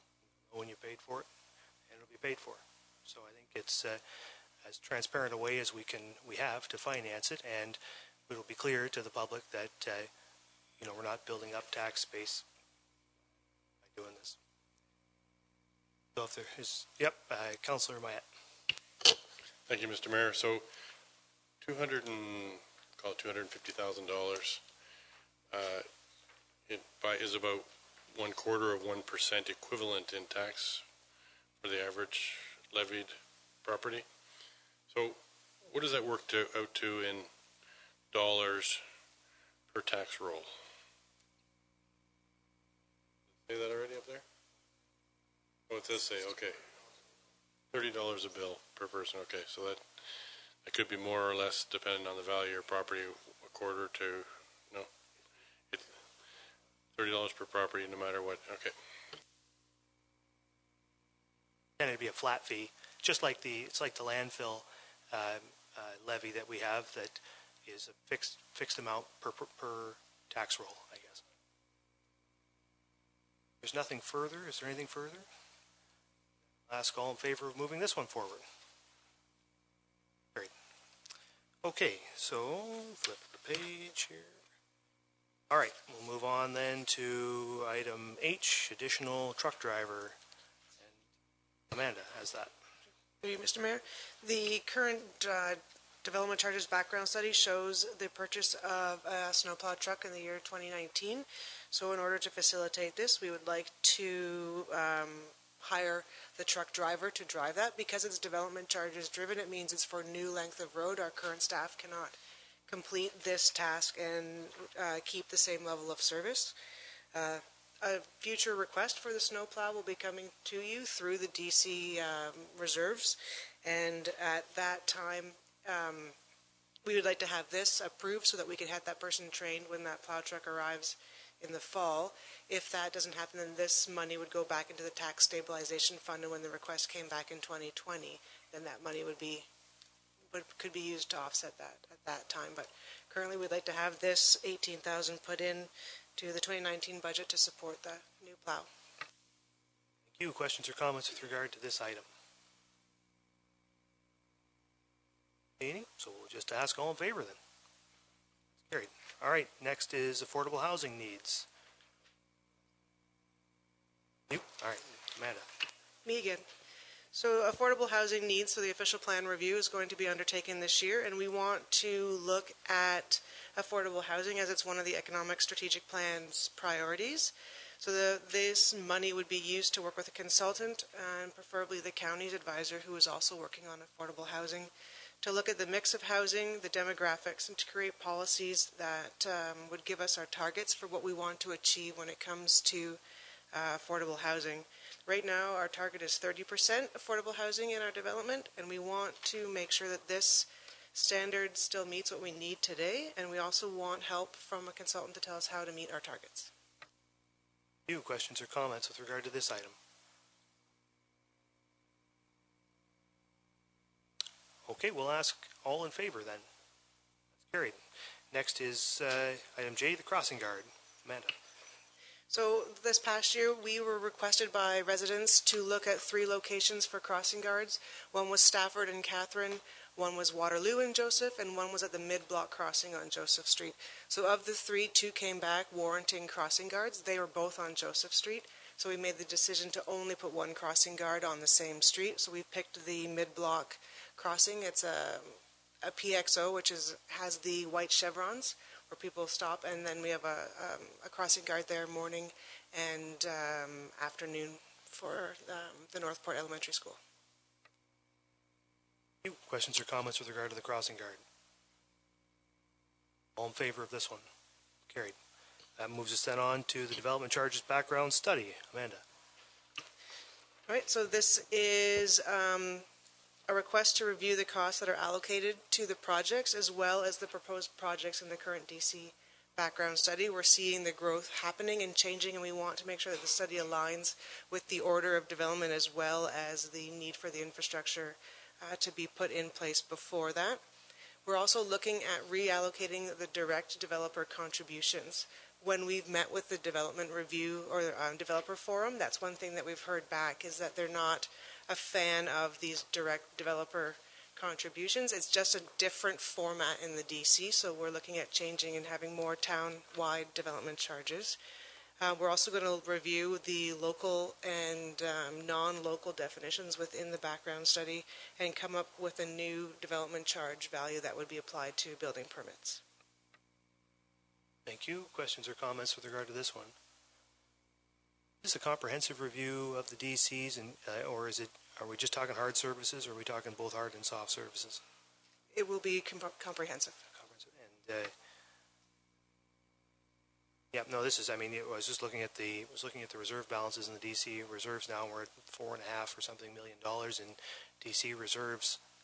Now, I mean, you can see the benefit of these of having these development charges in place. It's enabling us to finance a lot of this infrastructure that you can imagine the hit to the taxpayer that would have been over the years if we had not implemented those DCs 10 years ago or however long ago it was. So keeping them up to date, continuing to renew them is really important work and something we ought to do. I'll get Deputy losing my mind. I'll get Councillor Mayette, and then we'll get the Vice Deputy Mayor. Councillor Mayette. Thank you, Mr. Mayor. So I think it was 2 years ago, we had a development charges background study, the mandatory at an interval of 10 years. Is it every 10 years we have to do a 5 years? So we had a 5-year study, and I remember at that time asking if we have to do it every 5 years. They said you can do it every 5 years or you can do it sooner. Will this constitute a reset of the 5-year mandatory development study charges? Yes, it will. We're bringing it forward and doing it sooner than we had to because we saw the need. But after this one, it'll be 5 years again, unless growth balloons again, and we decide that the projects aren't in line with what's happening. Vice Deputy Mayor. Thank you, Mr. Mayor. I had a discussion with a local resident pertaining to development charge background study, and it's kind of a different way of doing business, taking a look at development charge, but in a town, and I think it was Innisfil, maybe perhaps, but where the development charge fee was based on the square footage of a home. In other words, you have someone buying a semi versus, that's 1,400 square feet compared to a house that's, being built, a 6,000 square foot home. Are those fees the very same right now with our development charges, whether you're spending $350,000, $400,000 on a home versus $2 million on a home? Is the development charge the very same for those two purchases? I honestly don't know. Can anyone answer it on staff? Yes, they are. The development charges, of course, there's other charges that would be more for the larger house, like the building permit. Right. So this recommendation, this suggestion is just something to pass on to staff when we're looking at it, but just a new way of doing business some communities are taking a look at. In this particular community, the development charge is $40,000. And I think ours is $16,500, $17,500. But the lower square footage home was $15,000 to $20,000. So they took a look at the income, wages, I guess the means of that individual is building that $300,000 home, with a $15,000 to $20,000 charge, versus that person is building the $2 million home could maybe afford the $40,000 home or development charge. So is that something that could be, with this new look at development charges background study, is that something that could be passed on to the consultant once hired, that we want to take a look at something like that? For sure, we'll put that on as a... Yeah, could we? Yeah. I think it's got value. Yeah, it's important to be clear. The development charge process is very highly prescribed by provincial legislation, and so it's so whatever options you have are laid out in the legislation. But it's it doesn't hurt to look at whatever we can, and certainly we'll be getting reports back as this process gets initiated by the director. So, yep. Anything further on the development charge background study? If not, all in favor of this one? Carried. So that moves us on then to the increased transfer to capital reserve, and I assume Phil has got this one. Phil. Thank you, Mr. Mayor. This is a bit of a placeholder because you'll be getting a much more in-depth and detailed presentation as part of the capital presentation on January 22nd.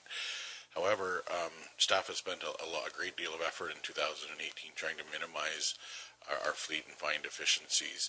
We've had some successes, and to the credit of the fleet committee, we've been able to get to a 25-year plan that is as efficient as we can make it. We have a very large fleet in Saugeen Shores because we have a very high level of service in Saugeen Shores. We have to maintain that fleet. It's a $17 million asset, and we spend a lot of money on it annually. Right behind wages, it's one of our most expensive centers, if you will, in the municipality.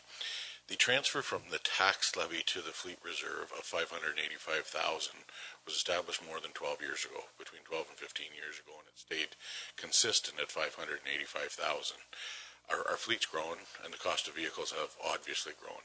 So when we looked at it and factored in inflation and recalibrated to the size of our fleet today, there was a huge funding deficit.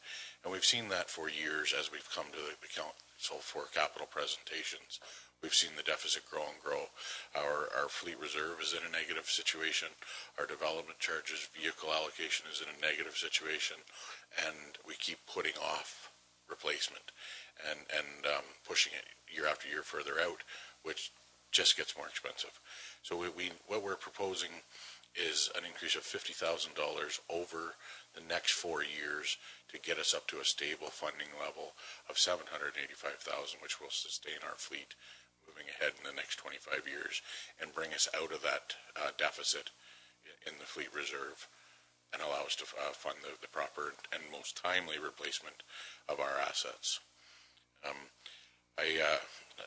Thanks to my neighbor Denica in the back row, I just quickly did that, and if we had have increased the $585,000 over the last 12 years, it would have been less than 2.5%. But we stayed a steady contribution from taxes to the fleet reserve, and that's what's put us behind. Okay, thank you for that. Questions or comments with regard to the fleet increase transfer to capital? Councilor Schreier. Thank you. Through you, Phil, is this all of the municipal fleet, or is there certain departments that manage their own fleet, or is it all under yourself? In years past, historically, every department sort of kind of looked at themselves, and there was not competition, but year to year there was needs that maybe didn't go as met as evenly in different departments. So the fleet committee, and again, I got to give them a lot of credit here, is looking at it much more corporately and sharing vehicles better and maximizing the lifespan by reallocating them from department to department. And we have quite a strategy to share with you on the 22nd. But to directly answer your question, what we want to do is get to one corporate fleet, one strategy. Everything would be funded out of this reserve, right from a grinder at the landfill to a Zamboni to a police car. And again, to answer your question, the police were not incorporated, so they had their own capital needs that would come up occasionally. A lot of you have noticed a pickup truck around with the police, and I think that's just fabulous that they're even willing to come in and work with us corporately, one funding source, one committee to make the decisions and the best recommendations we can to you annually on replacement.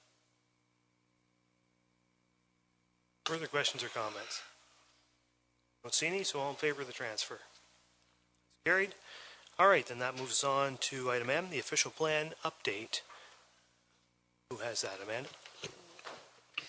So currently, our official plan is ready for their 5-year renew. We believe it does a satisfactory job, and it does what council at the time had wanted it to do. We do believe that it could be better, and we want to have this review done to see the future of what this council wants the official plan to say. Okay, questions or comments with regard to the OP review? I think that's right. This 2019 is an ideal year to start doing that work because we have a new council. We're going to want to have some input on and some new priorities to put into that OP review process.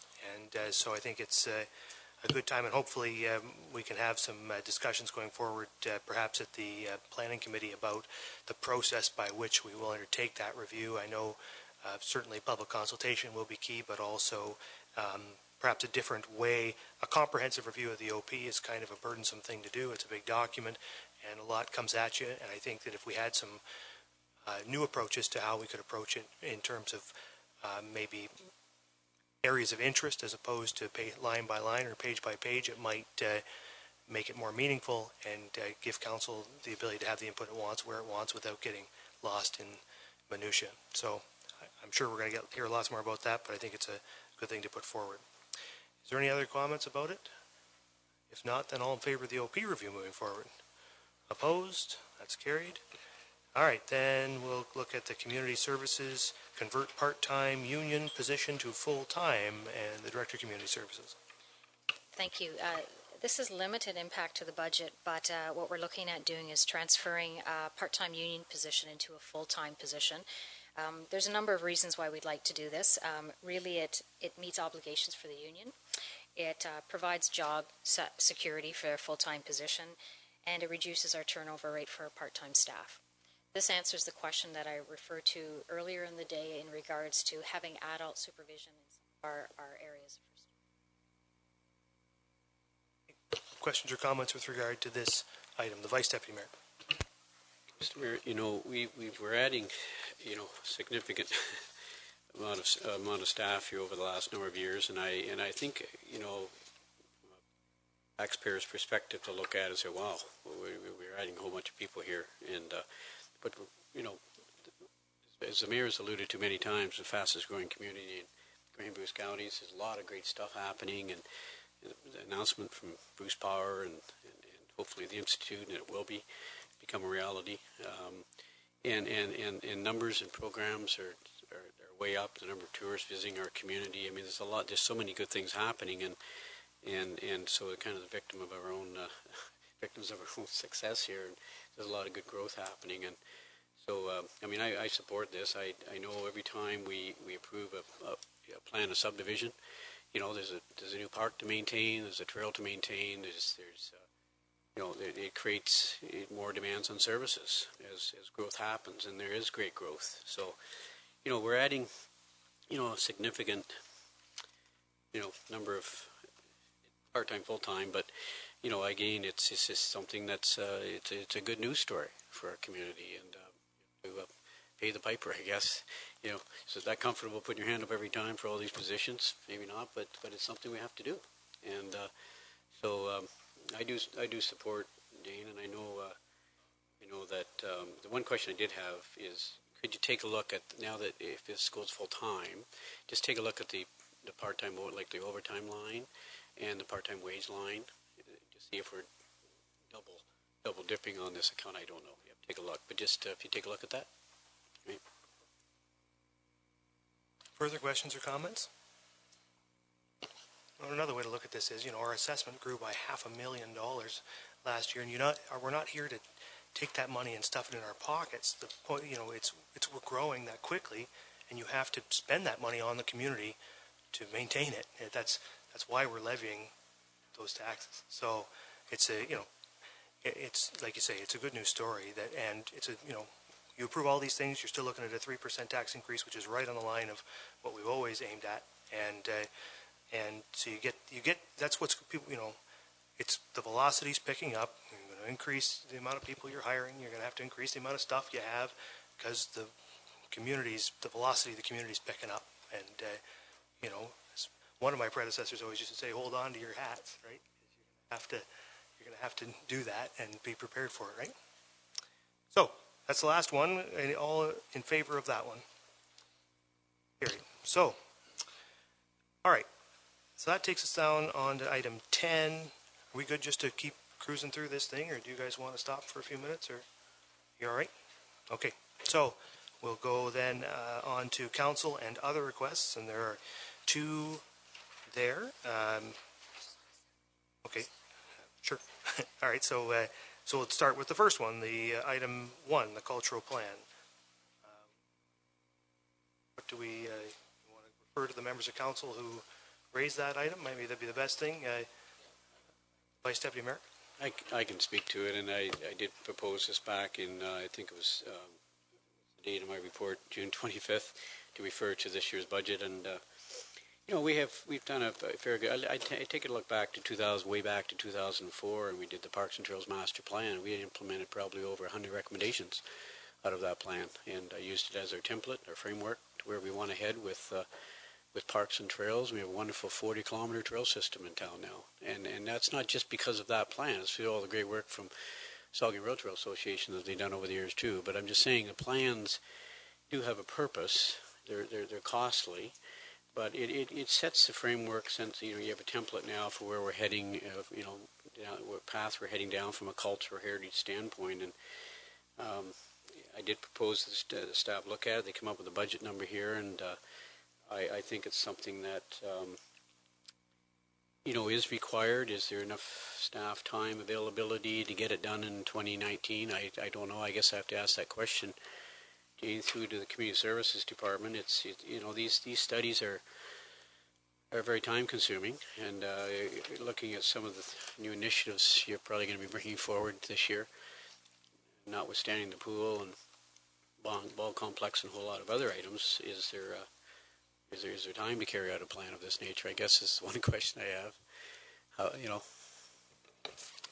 I'm all for plans, and we do have some great plans that we've developed over the years, and I'm also cognizant of the work that it goes into developing the plan, but not even just that, but the work that comes after the plan too. we do have a considerable amount of work for 2019, absolutely, and they're all great stuff happening.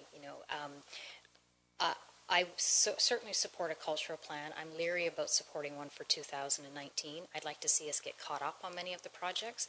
We do have a strategy that we're going to share with you in the coming weeks on how we're going to get caught up on some of those. If you were to ask me my opinion whether to do it in 2019 or 2020, I would say 2020. Thank you for that. It needs to really, I'm glad it's on the radar, and I think it's very important that we do it at some point, whether it's this year or next year. I know Councillor Grace can speak to it too. It's something we need to do, absolutely, and I'm, of course, in favor. I wrote the motion. Yeah, we've got some great opportunities in this community from a cultural and heritage standpoint, and so I just want to see about timings. Thank you for that. Councillor Grace. Thank you, Mr. Mayor. Well, I'm glad to hear that it is on your radar, Jane.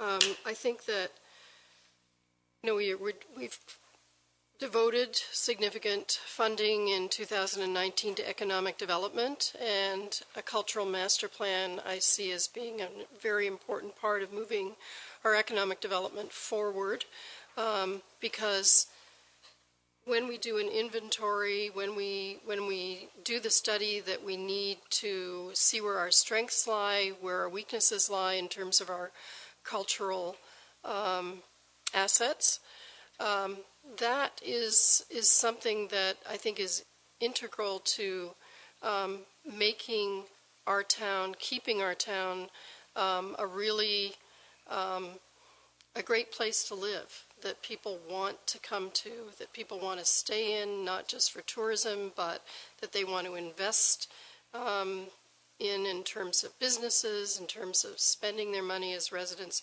They want, this is very important to our future economic development. So whether we end up with doing this in 2019, if staff doesn't think that's advisable, but I think it's really important that we don't say, well, it wasn't approved by council for this year, so we're throwing it out. I think it's really important to keep that as something that we want to have as a priority going forward. Thank you. Would be an option to refer it to the 2020 budget discussion if that was an action that council wanted to take. The Deputy Mayor? I agree with both the Vice Deputy and Councillor Grace. We have a lot going on this year, but culture is a huge part of what we're going to be developing for our community, the face of what we're going to be. And I'd like to, with their consent, I'd like to move that we move this motion to the 2020 budget. We have a motion to refer to the 2020 budget moved by the Deputy Mayor. Is there a seconder for the motion to refer? Seconded by Councillor Grace. Is there that's a motion to defer, Linda? Is there discussion on a motion to defer or not? I can't remember. I'm too bleary-eyed now to remember. Do you debate a motion to refer or not? So your question is, so you've had a discussion, now the motion is to defer, but you'd like to continue the discussion? I don't believe there is that you can discuss after it's being referred to the 2020 budget. Yeah, so the motion to refer is non-debatable, so I'll ask all in favor of the motion to refer. Yep. Opposed? That's carried. Okay, so that takes us then on to the Southampton Business Improvement Area budget. This is really presented for your information.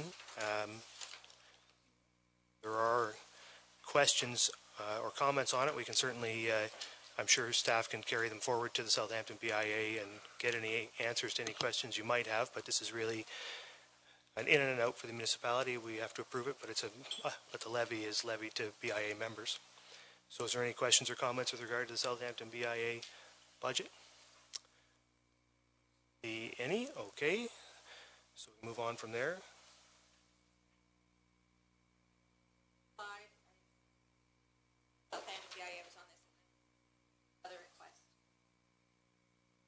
Yeah, so I'll speak to those then. First, I think I've heard a number of concerns from developers in particular and builders across the municipality that our landfill hours are too restrictive, particularly in the wintertime now, and I think that that's true. And I think it would be a relatively low cost, first and foremost, for us to extend landfill hour, to reopen the landfill on Mondays in the wintertime. My understanding is we could do that for less than $20,000. And so I really think that's an item that council should move forward. And then I would suggest, so I put in the pay-as-you-throw system analysis, but it might be a little broader than that. I'm wondering if we could get the administration to do a little work on the whole landfill collection system, that process. So looking, one, at perhaps more landfill hours beyond just the extension of Mondays through all year round as one piece, but also at the bag tag system. I think we have an issue at this point in that we need bag tags to follow inflation, to keep up with the cost of running the landfill, and as it is now, council has not seen fit to increase bag tag rates for a very long time. And I think that we need to get ourselves into a situation where we can start to do that. Conversely, we've seen, I think, an increasing situation with illegal, what I would call illegal or unlawful dumping across the municipality as a result of bag tags. You know, the cost is there, and folks are trying to skirt that cost. And if you heaven help you, if you have a dumpster in town, or if you're on a side road somewhere, you see garbage dumped, and the municipality's own receptacles are filled pretty often with household waste. So I think we need to revisit pay-as-you-throw and amend the model a little bit.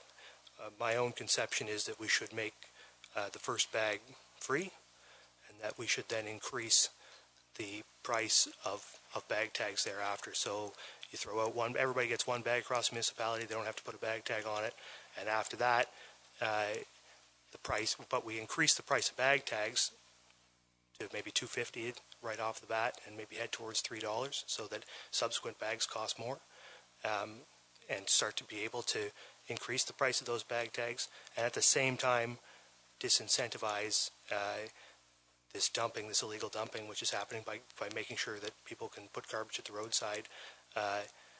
So I think these are things that I have been considering. I am suggesting that we implement the extension of the landfill hours in wintertime immediately, and that we have a vote on that today.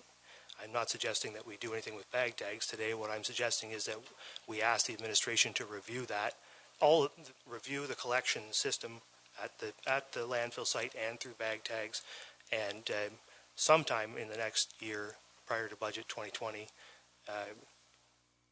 report back. It's been almost, I can't remember, it has to be nearly 10 years since we implemented pay-as-you-throw, and I think it's high time for a review of pay-as-you-throw as we enter the 2020 budget discussions. So those are my comments. Perhaps so we just discussed the one thing, if you don't mind, the extension of landfill hours in the wintertime, opening on Mondays year-round. Are there comments from other members of council on doing that, or some thoughts? Oh, sure, Amanda, go ahead. To add to that, when we look at the cost of the opening Mondays through the winter, there would be a transfer of an operator's time from different buckets of $4,700 to do that. And then the landfill attendance there, it would be an increase of $7,000. So it's not a lot of money that we're talking about. So it's a new request of about $7,000 that would come out of the waste. So if we or the waste, those three buckets that have to be zero on the tax levy. So this request won't affect the tax, whether you say yes or no. It would just affect the transfers in and out of the reserve. Perhaps we could, my suggestion with your comments would be that we direct the administration to return the next time with that additional day worked into the draft budget. Comments or questions on that item? Councillor Mayette. Thank you, Mr. Mayor. I tend to agree that the increased hours are a good idea. I would like to see it with a corresponding increase in revenue, whether it's through a review and adjustment of the bag tag cost. I'm not sure about the one free bag thing. I have to get my head around that, because I think a lot of, especially two-person households, only use one bag, so it's net savings for them. But I think Councillor or the Deputy Mayor Matheson, I think I get my head around that, suggested that we give a comprehensive review to the tipping charges, because if you end up with, say after Christmas you missed the break, like perhaps maybe I did, and you end up with 4 or 5 bags of garbage, it's cheaper to throw it in the trailer or the back of the truck and take it to the garbage dump than it is to buy 5 tags. So I think, and also in conversation with the ladies and gentlemen who work at the dump, the sorted waste and all that needs to have a comprehensive review. So I would be in favor of that.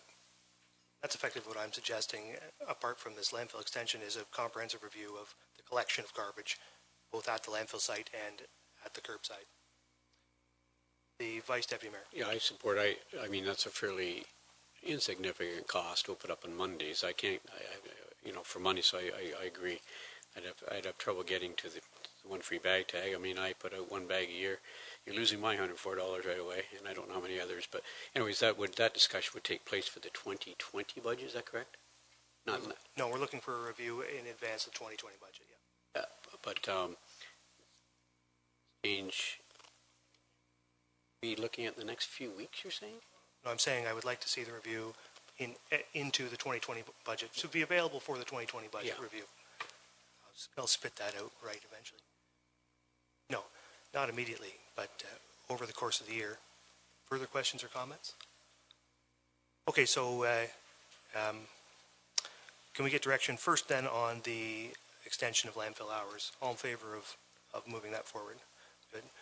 And is there some consensus around the review of curbside collection and collection at the landfill over the course of the year? We have general consensus on that. I don't think we need a vote, so you can take that as direction. Okay. Is there anything further on council or other requests to Deputy Mayor?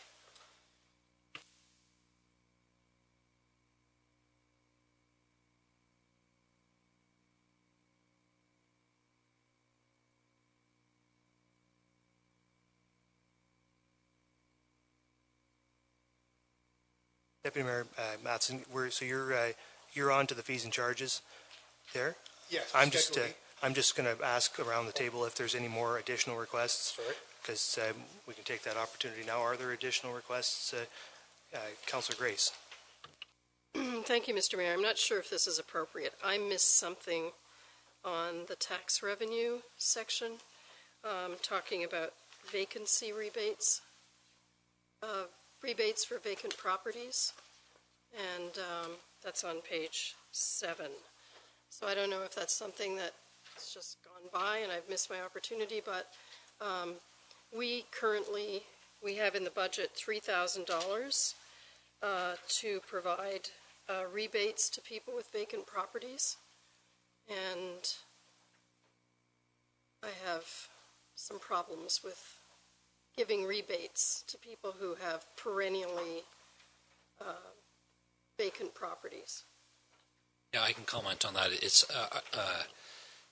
good timing that you raised that. In fact, Owen Sound currently is doing a survey online about that particular issue. It is something that is on our radar. I wouldn't suggest that we adjust the budget, but certainly staff have started to look at that and see whether it's something that we would continue to support in Saugeen Shores. So we're happy to bring a report to council.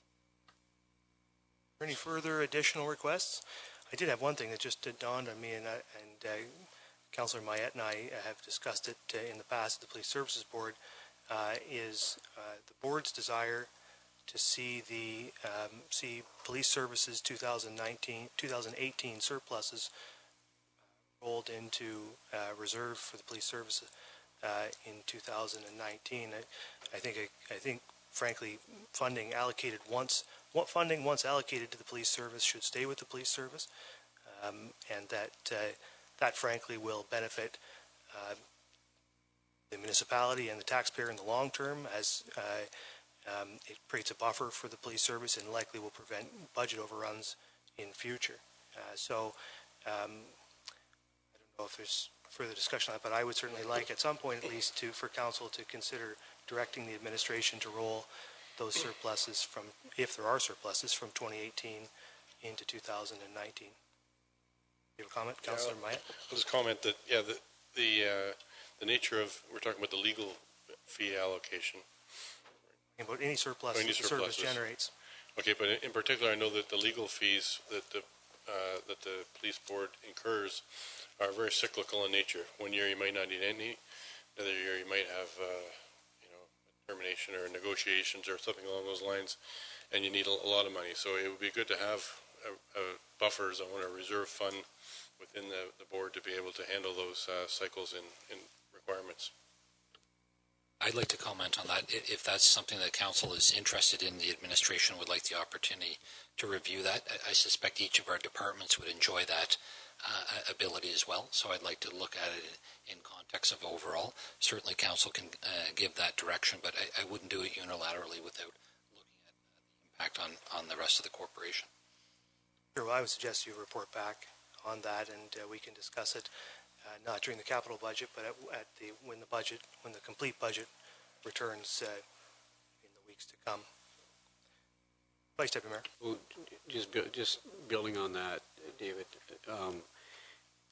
there'd be obviously some, like when you talk about transferring monies to police reserves, it wouldn't be necessarily to buy a new community van, for example. It'd be more towards staffing, like operational costs. Just to be clear, I'm not talking about it. Well, then I'll direct it to the mayor. So, look, you're thinking it'd be more towards operational costs versus, there'll be some guidelines, obviously. Well, I think it would be up to the police board.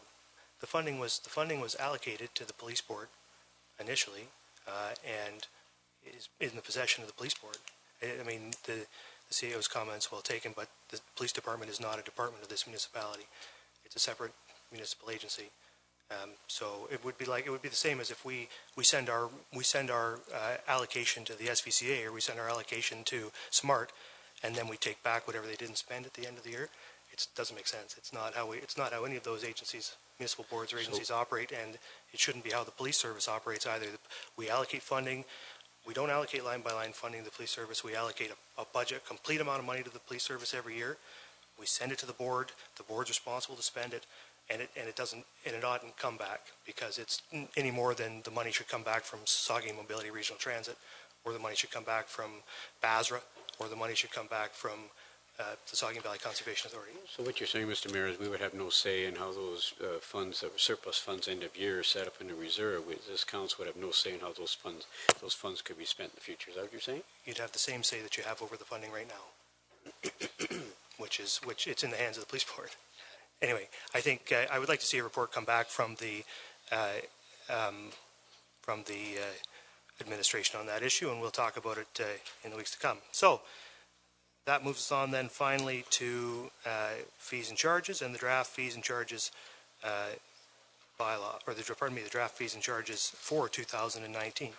And Sue, is there anything to say on that, or are you just looking for comments? Yeah, I guess we're just looking for comments, or if any would like to speak to their own areas. I know in the administration I added 2 new levies. Basically, I sort of canvassed other local municipalities, and all of them charge for tax and water certificates if they're requested within a 48-hour time frame. So I have included a new rate of $70 for a request within a shorter period of time, which is similar to what other municipalities are charging. So I'm not sure if anyone else wants to comment on their fees and charges. Comments from other department heads at this point, or you just want to take questions? All right, so we'll ask the Deputy Mayor. Now's the right time. Page 164. As I said, last year I moved through that. We looked at the school system, that if they use the facilities during the day, there was a zero charge. I thought I included all the school system, but the high school was added on. Not that they use it a lot, but because of, I like to say, reciprocal agreements we have with them, I'd like to see that the high school is moved to zero charge during the day. If they go beyond that time and into the prime time required, then they are charged the applicable rate. That's 3/4 of the way down under ice rentals, Plex and Coliseum. 6th one, school SDSS. Page 164. You just clarify the request, sorry. I'd like to see it move to a zero charge during the day, same as the elementary. That was my original intent last year.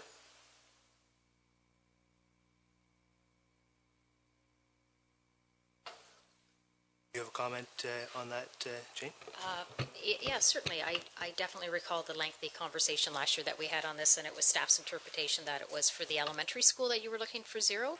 We can certainly take a look at what we allocated for last year and moving forward what's booked for this year and come back and with an answer for you. Yeah.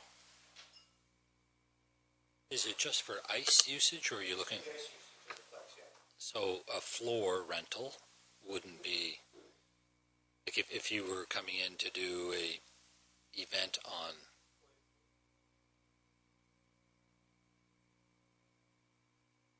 yeah.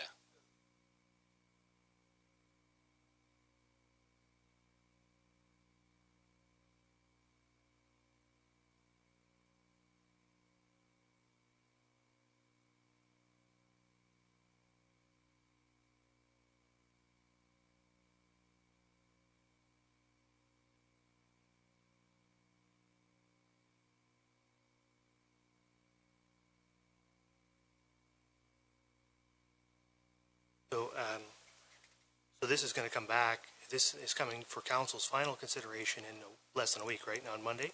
So is the expectation then, or your plan then, Jane, to be able to come back with something that can square that circle for that date, so we can? Certainly. Right.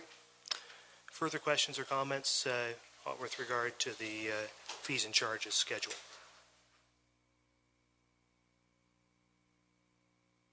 Don't see any. All right, so that brings us to the end of the agenda, item 12. So the next budget meeting, the capital budget, will be on January 22nd, 2019 in this place. And I appreciate your time, and we'll take a motion to adjourn. Moved by the Deputy Mayor, seconded by Councilor Schreider. All in favor? Thank you all very much. Have a good evening.